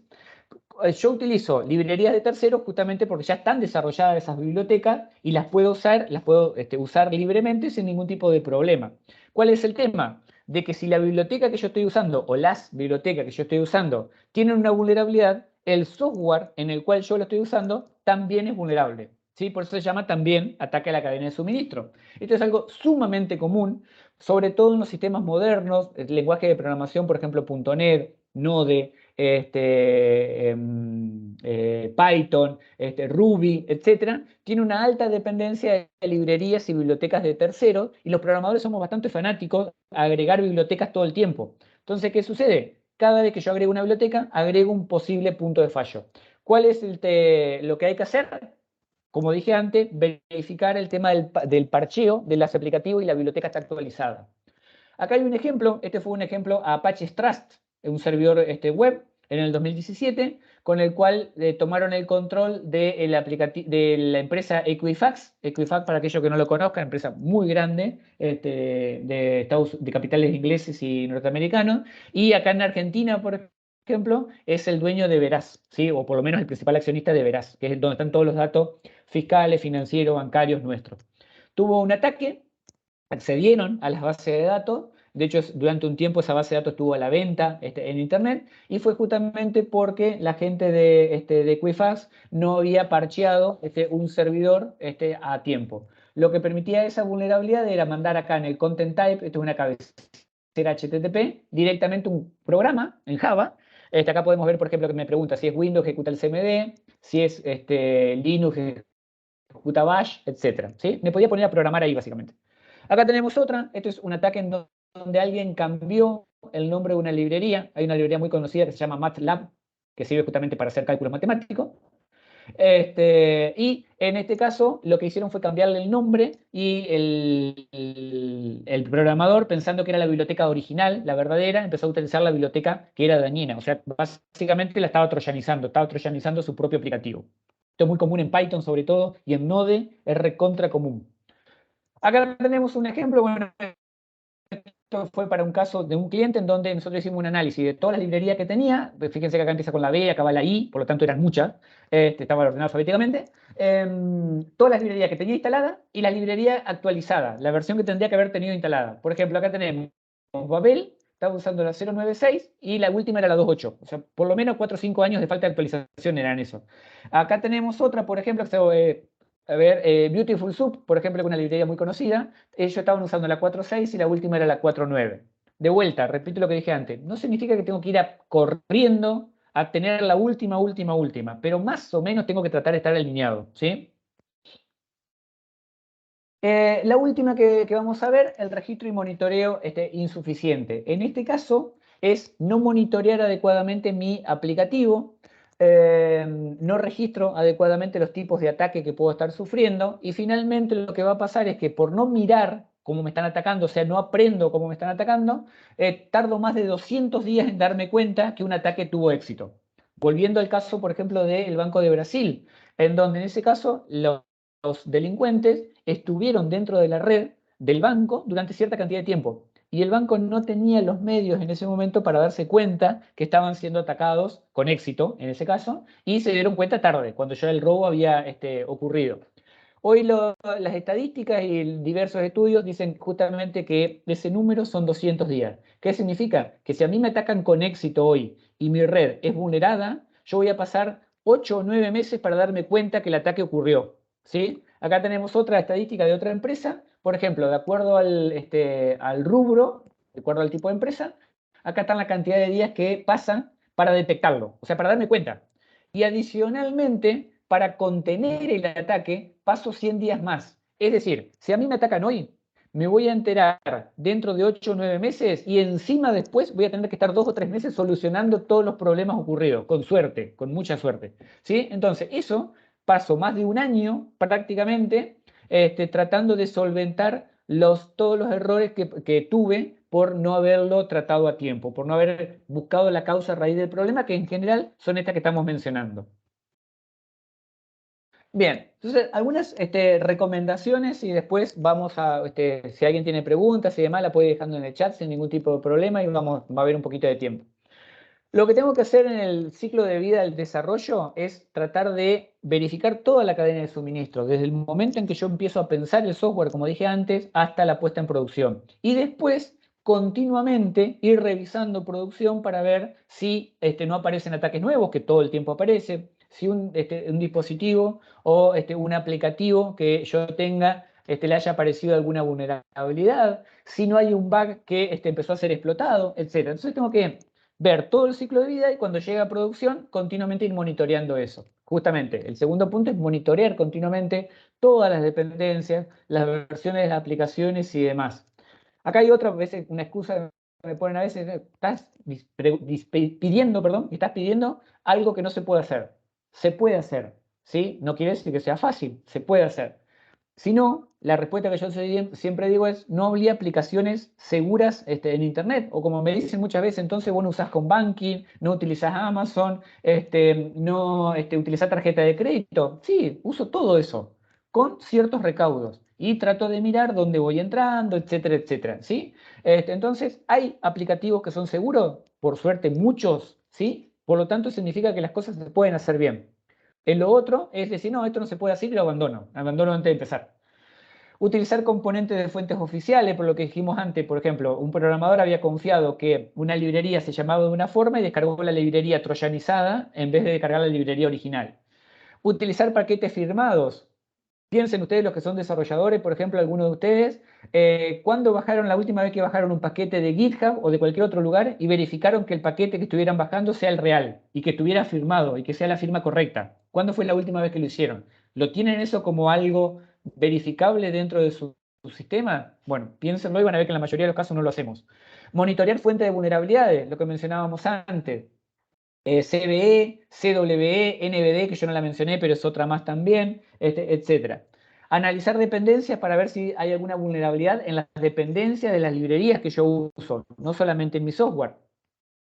Este proceso se llama proceso de hardening repetible. ¿Qué significa? Que yo voy a tener un estado X primero de inicio, voy a analizar la seguridad, voy a agregarle un poquito de seguridad y voy a tener que volver a empezar. Y vuelvo a empezar y vuelvo a empezar. Esto no es un objetivo, es un proceso. ¿Sí? Lo tengo que hacer todo el tiempo. Termina y vuelve a empezar. Termina y vuelve a empezar. Aplicar automatización para todo lo que tenga que ver con distribución de aplicativos y demás, un poco más técnico, no voy a entrar en detalle.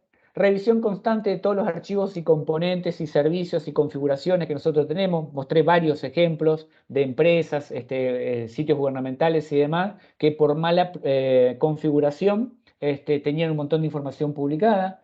Canales de comunicación cifrado. ¿Sí? Esto debería ser obligatorio. Si ustedes están utilizando un canal que no sea cifrado o alguno de los protocolos viejos que yo mencioné antes, después de hacer backup, vayan y cámbianlos, ¿sí? Todas las comunicaciones tienen que ser cifradas, tienen que estar encriptadas punto a punto. Definición y manejo de excepciones adecuado, un poco más técnico para los programadores. Deshabilitar los verbos HTTP que no se usan, también un poquito más técnico para los que son programadores. También para los que son programadores, busquen información sobre CORS. Cada vez encontramos más vulnerabilidades referidas a esta. De hecho, la que yo mostré al principio, una de las primeras slides del censo, era una vulnerabilidad de esta. En general, muchas veces los programadores no saben lo que es CORS. Es una política que utilizan los browsers justamente para cargar contenido confiable y que alguien no cambie el contenido por otro. Ese es el resumen, es un poco más extenso, pero es el resumen. Implementar todo lo que tenga que ver con los MIME-TAI para verificar los archivos, que lo expliqué anteriormente. Incluir todo lo que tenga información, excepto claves y contraseñas, porque esto también lo vi, perdón, claves y tarjetas de crédito, porque esto lo he visto. Almacenar todos los logs, de forma tal que yo me pueda hacer un troubleshooting, un seguimiento de los problemas fácil y la detección de algún problema fácilmente. No almacenen claves y tarjetas de crédito. Lo aclaro porque lo he visto un montón de veces, que los logs quedan los usuarios, las tarjetas de crédito y la clave de los usuarios pegada en el log.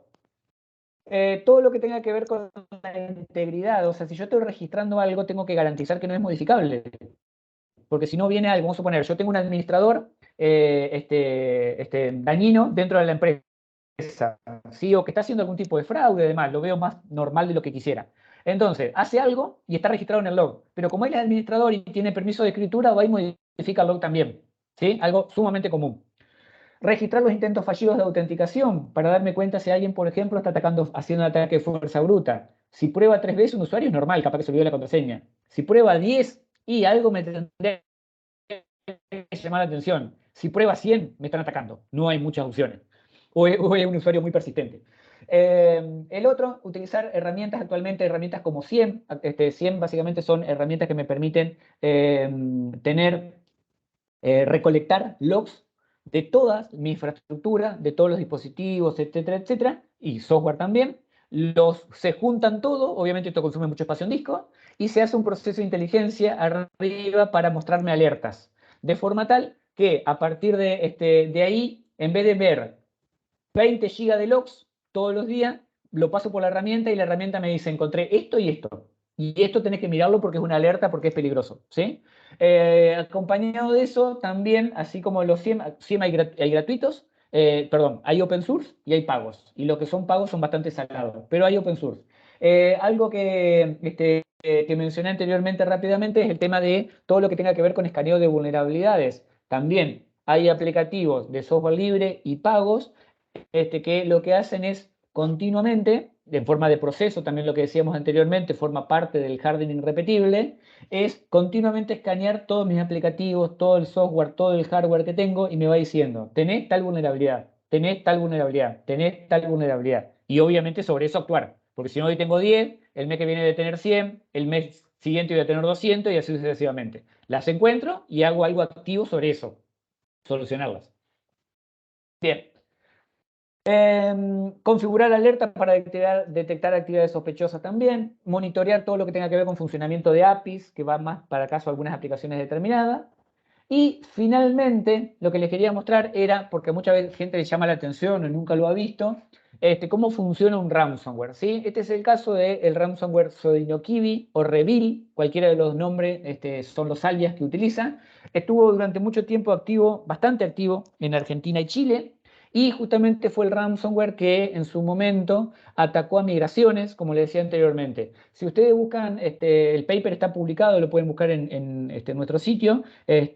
Una persona del posgrado de la UBA, de ciberseguridad de la UBA, hizo una investigación completa sobre todo esto, y el paper está abierto en internet, lo pueden ver sin problema. Básicamente lo que tenemos acá es el malware ya en un equipo, en un Windows 7 en este caso, instalado por defecto, en donde yo ahora le voy a dar play. Tenemos algunos archivos, que ahí dice 3 o 4 archivos nada más de muestra, obviamente está en un entorno de laboratorio, por supuesto. Simplemente como para ver que la máquina está funcionando bien, no hay ningún problema. Hay 3 o 4 documentos más, un doc, un RTF, una papelera de reciclaje con un par de archivitos adentro, nada raro. Y ese es el troyano, básicamente, ese es el ransomware, ¿sí? ¿Cómo llegó ahí? Es anecdótico. Muchas veces llega por un escritorio remoto, como dije antes, no utilicen escritorio remoto. A veces puede llegar por un empleado. Hay grupos actualmente delictivos que lo que hacen es pagarle a los empleados para instalar el ransomware. Esto también a veces suena de ciencia ficción y me dicen, ¿qué te tomaste o qué te fumaste? Esto es absolutamente normal hoy. Los grupos delictivos pagan a los empleados para que hagan su trabajo. Igual que antes dije, por ejemplo, el caso del bug bounty, en donde le pagan a las personas para encontrar errores en su software. Bien, acá simplemente lo que estoy mostrando es que está el administrador de tarea, ahí está el ejecutable, se está ejecutando ya, está en memoria, sodi.exe, y a partir de ahí fíjense que se fue consumiendo, ay, perdón, siempre me pasa esto. Ahí estaba ejecutándose el SODI, acá tenemos un segundito más adelante, acá, CPU y demás, fíjense que ocupa mucha CPU y mucha memoria. Esto es porque el programa lo que hace es buscar en tiempo real todos los documentos y bases de datos o conexiones a servidores, etcétera, que nosotros tengamos. Y lo va encriptando. Y esto consume muchísima CPU y muchísima memoria. Por eso es que muchas veces estos tipos de ataques se hacen a la madrugada en los servidores para que una persona que esté delante no se dé cuenta, porque si no la máquina se muere, literalmente. Fíjense, 96% de CPU, etcétera. Y una vez que va encriptando los archivos, fíjense que cambiaron todos los iconos del escritorio. Y si yo quiero abrir cualquier archivo de eso, ya me muestra dentro, esta es la nota de rescate, que antes en el caso de Gregor, por ejemplo, cuando mencioné los otros casos del supermercado, los imprimía en la etiquetera. Bueno, en este caso, en la mayoría de los ransomware tradicionales, aparece una nota de rescate, un archivo de texto como este, en donde me da el instructivo de lo que tengo que hacer para recuperar mis archivos. Obviamente pagar, ¿sí? Obviamente lo que está tapado acá está a propósito, porque no me interesa que vean las URLs reales de dónde están los delincuentes. Y ahí está la nota de rescate y yo cualquier archivo que abra va a aparecer la misma nota de rescate, sea en mi máquina o sea en una máquina, en un servidor, etc. ¿Sí? Así todos. Esto estoy haciendo tiempo porque esto demora un par de minutos. Cuando termina de buscar todos los archivos y de encriptarlos, va a aparecer una pantalla roja diciéndome que todos mis archivos fueron encriptados porque ya terminó, que lea la nota de rescate porque ahí están las instrucciones. Obviamente esto va a demorar tanto como archivos haya. Acá como había 4 o 5 archivos, nada más va rápido. Pero en una máquina real o en un servidor, tranquilamente este proceso puede demorar muchos minutos u horas incluso, ¿sí? Depende de lo que va a lo que está encriptando. Bien, sigue avanzando, ahí está. Bueno, no era una pantalla roja, pero bueno, azul, no importa. Me dice que mis archivos fueron encriptados, perdón, que fueron encriptados y que tengo que pagar, ¿sí? O que siga las instrucciones. Suponiendo, no lo haga, pero suponiendo que no me queda otra, entro a la página del delincuente siguiendo las instrucciones y él me va a dar acá más instrucciones para realizar el pago directamente. Me dice que mi computadora fue infectada, me dice que tengo que pagar en este caso $1.300 en una moneda que se llama Monero, es una criptomoneda, está orientada a que sea un poco más anónima que Bitcoin, y la idea justamente con esto que no lo encuentren, por supuesto. Me da dando todos los instructivos, me da las instrucciones de por qué tengo que pagar, me dice que es gente confiable, que son serios, que van a cumplir sus promesas, etcétera, etcétera. E incluso, un poquito más adelante, vamos a adelantarlo acá, me da un canal de soporte vía chat.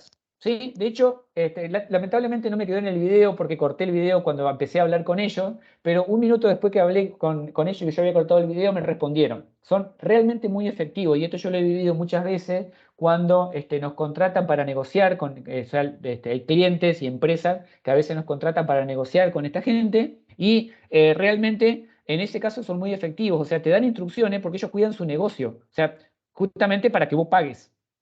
Bien, acá le digo, bueno, ¿qué tengo que hacer? Básicamente, le pregunto ahí y ahí corté el video. Pero en muchos casos el soporte técnico que brinda, siempre esto gracioso y tómalo entre comillas, es mejor que en cualquier otra empresa, exactamente. Hay veces que el chat puede tardar días en que te contesten. Bueno, estas personas te contestan al minuto. Le podés escribir en cualquier idioma, los tipos te traducen con Google Translator y después te contestan en tu idioma. Yo las he vivido a todas con esta.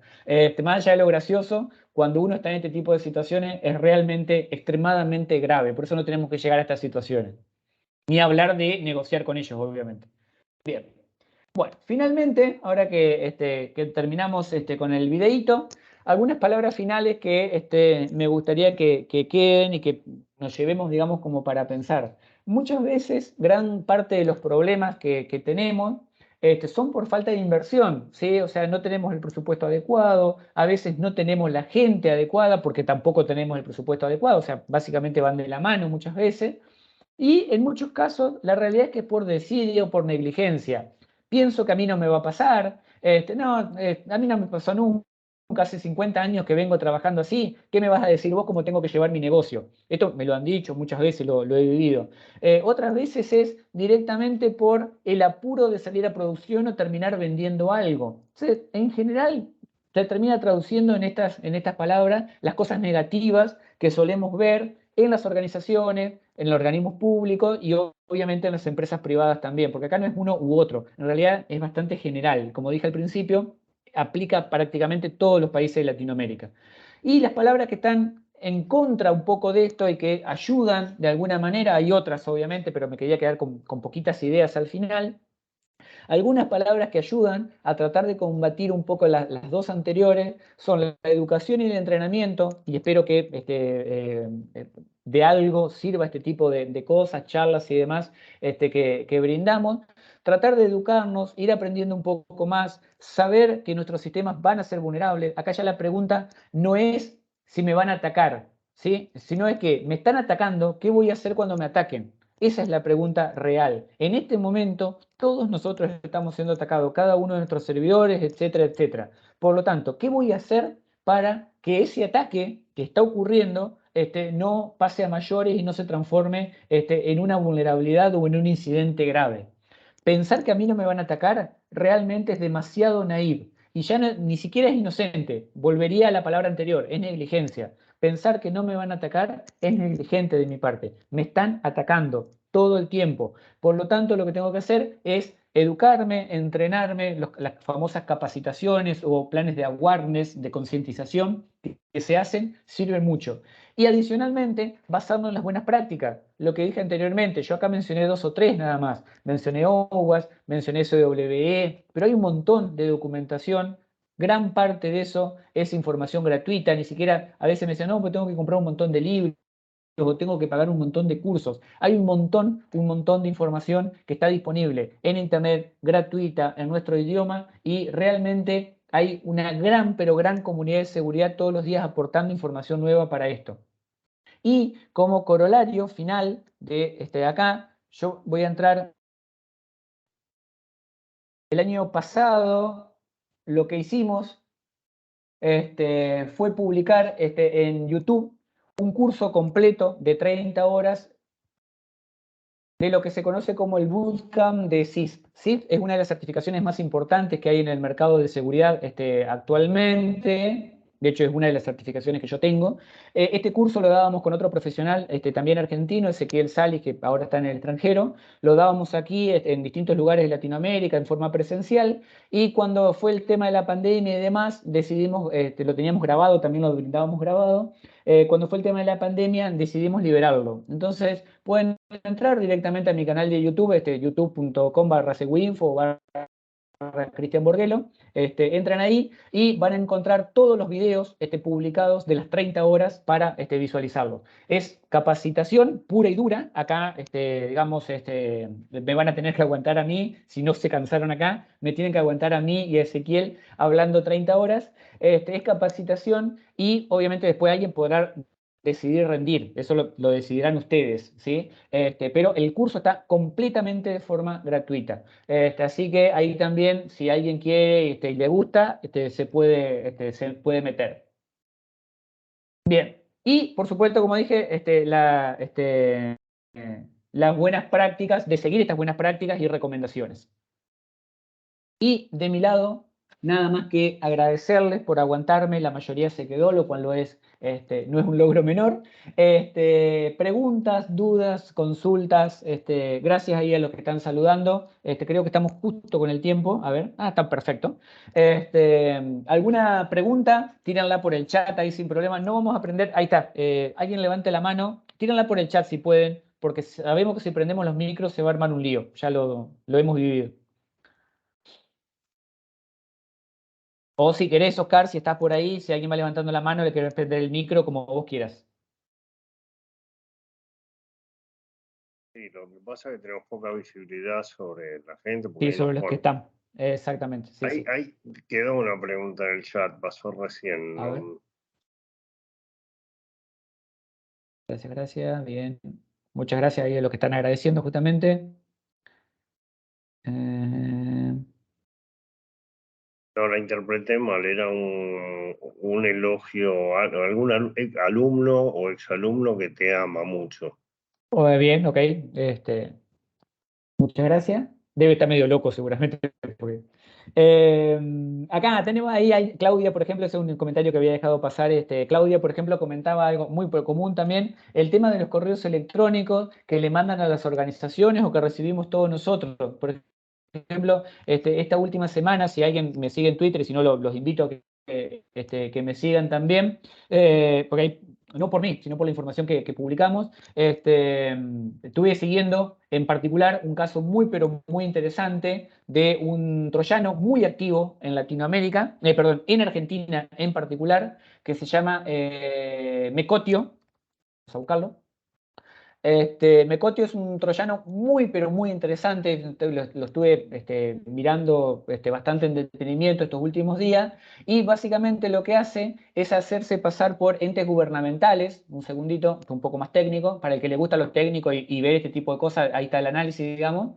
Se hace pasar por empresas. Argentina, por este caso, por ejemplo, simula BBVA, el banco. Y en otros casos, la semana pasada, a ver si lo encuentro, estaba haciéndose pasar por un ente gubernamental. A ver si lo tengo acá.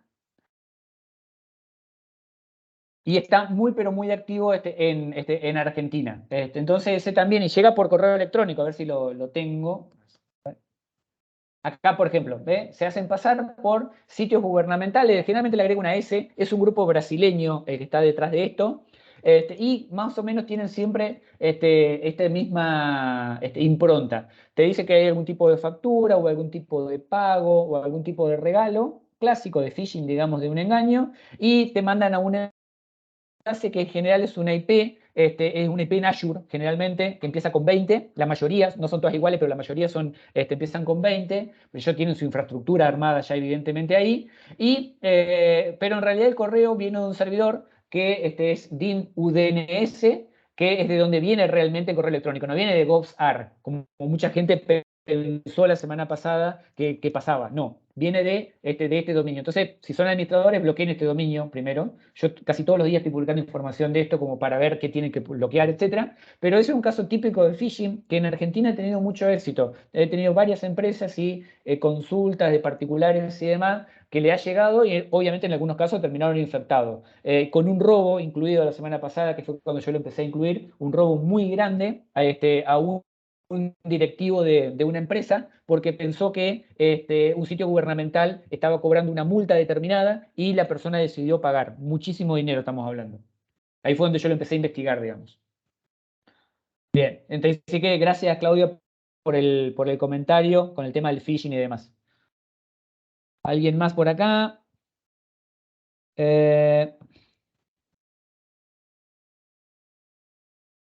Sí, ahí Jonas pregunta, sí, ahí, Ariel, muy buen comentario el tuyo, decía comprobantes con B corta, exactamente, o con V. ¿Por qué? Porque justamente vienen de Brasil y comprobantes en Brasil es con B corta, exactamente. Los traductores no le andan muy bien. Jonás pregunta relacionado con Renaper, que qué se puede hacer con el tema de tapar el número de trámite. Es una batalla que no hay que darla por perdida, es lo único que te puedo decir. Yo me he peleado muchísimo, peleado bien en buenos términos, pero muchísimo. No den el número de trámite. Hay gente, de hecho, que ha llegado a cambiar el documento directamente después de dar el número de trámite, y soy un caso, pero conozco varios porque el número de trámite, una vez que se lo comprometen, ya está. ¿Sí? Entonces, no den la batalla por perdida, pero no hay otra que lucharla, no queda otra. Gracias a los que están agradeciendo. Aprovecho de vuelta, si ahí están agradeciendo al MU también, efectivamente, aprovecho de nuevo para dar las gracias a Oscar. Eh, Sí, Ali también ahí está mencionando el tema de concientizar al equipo. Sí, también es una batalla que hay que darla. Hay que concientizar a cada uno de los integrantes de la organización. Sí, Claudia ahí, por ejemplo, menciona que el tema de las vacunas de COVID te pedían el número de trámite. Sí, efectivamente. Por eso es que hay que seguir luchándola. Hay que hacer que el Estado, de una buena vez, por no decir algo, otra mala palabra, empiece a entender que son nuestros datos, ¿sí? Nuestros con mayúsculas, son datos personales, son nuestros datos, no son datos de ellos. No se lo tenemos que regalar y no se lo tenemos que dar. Son nuestros datos. Ahí Viviana también dice exactamente que recomienda cambiar el DNI, sí. Yo no quiero ser, para que no quede grabado, no quiero ser tan preciso, pero sí, de hecho yo lo cambié. La otra es efectivamente usar dos documentos, el viejo con el trámite y el otro que se lo das a cualquiera y el nuevo. Obviamente en algunos casos Renaper, de hecho uno, no te va a dejar pasar porque vos tenés dos documentos, la versión A y la versión B. Si vos tenés la versión A, tenés la versión B, no te dejan pasar la versión A. Pero depende, ¿sí? Hay que ingeniársela. Lo importante es no tratar de encontrarle la vuelta para no darle el número de documento, el número de trámite. Igual, el tema no es nuestro, no deberíamos solucionarlo nosotros como ciudadanos. El tema es estatal. El tema tiene que salir del Estado. Y no estoy hablando de gobierno, presten atención en esto, estoy hablando del Estado, porque no es de un gobierno o de otro. Esto es un problema estatal que viene hace 20 años. Eh, Claudia, estás rozando lo ilegal, Claudia, con tu pregunta de decir ingresar y borrar el número de trámite. No te lo recomendaría. De hecho, hay muchos investigadores actualmente, lamentablemente, que han sido acusados justamente por reportar vulnerabilidades, han sido acusados. De hecho, ha habido gente que ha estado procesada investigadores, gente con extremada buenas intenciones que han estado siendo investigados y han estado siendo denunciados, porque cuando se denuncian las vulnerabilidades, en vez de solucionar la vulnerabilidad de raíz, se mata al mensajero, ¿sí? Eso es lo que se busca siempre, tratar de callar al mensajero. Entonces, no te recomendaría que hagas eso justamente por eso, y aparte que es ilegal realmente. Bien, Ariel, ahí tenés otra también que está rozando la legalidad, Ariel, exactamente. Bien, el tema de la foto, efectivamente, nunca se sabe cuándo termina, también es otro buen dato. Sí, Jonas pregunta si existen buenas prácticas para no dejar las APK, credenciales, API key, etc. Sí, te recomiendo el manual de mobile de OWASP. Es un manual que tiene 700 hojas, ¿sí? 700 hojas. Es open source, se actualiza prácticamente todos los días y están todas las buenas prácticas y montones, pero montones de documentación justamente para que las aplicaciones APK o iOS, no importa, Android o iOS, sean seguras, ¿sí? Te lo recomiendo, bájatelo, anda a la página de OWASP, poné Mobile Security y te lo descargas. Bien. Bueno, gente, de mi lado no queda mucho más que agregar, más allá de agradecerle. Muchísimas gracias por prenderse. Bueno, obviamente ahí Carlos también pregunta por el tema del voto electrónico. Fue todo un tema justamente hace algunos años también. De hecho, hubo denunciados con respecto al tema de voto electrónico también por reportar las vulnerabilidades. Ese fue un caso, uno de los muchos que hay. Y sí, lamentablemente en ese caso investigadores fueron denunciados por reportar problemas y en vez de solucionar los problemas, denunciaban a los investigadores. Bien, de mi lado nada más, muchísimas gracias. Ahí si alguien quiere escribirme de más, está mi tweet. Pueden entrar al canal de Telegram también, que siempre me olvido cómo es, ahí lo voy a poner en el chat, porque yo mismo me olvido cómo es el canal. El canal de Telegram también compartimos muchísima información que a veces no lo comparto por otro canal, que no lo comparto en Twitter y no está en el blog. Sobre todo cursos gratis los solemos poner en el canal de Telegram. Si no usan Telegram, usen Telegram, ¿sí? Esa es la recomendación. Hagan backup y después usen Telegram. Tengo acciones ahí muy importantes con el ruso que hizo Telegram, así que es importante que se sumen. En el canal de Telegram ponemos muchísima información, sobre todo relacionados a cursos, como decía, capacitaciones, videos, etcétera, y muchas veces solamente lo publicamos ahí, no lo publicamos en otro canal. Así que, de mi lado, nada más. Muchísimas gracias a todos, gracias por quedarse hasta tan tarde y gracias por la puntualidad y nos vemos en algún momento. Cristian, muchísimas gracias. Sos un genio. Dejaste a todo el mundo, creo, ampliamente satisfecho. Es muy buen material. Dale, gracias, Oscar. Y bueno, también sirve un poco para el tema de luchar con esto que decíamos anteriormente, de cuidar nuestros datos. Cuidemos nuestros datos, en serio. Gracias a todos.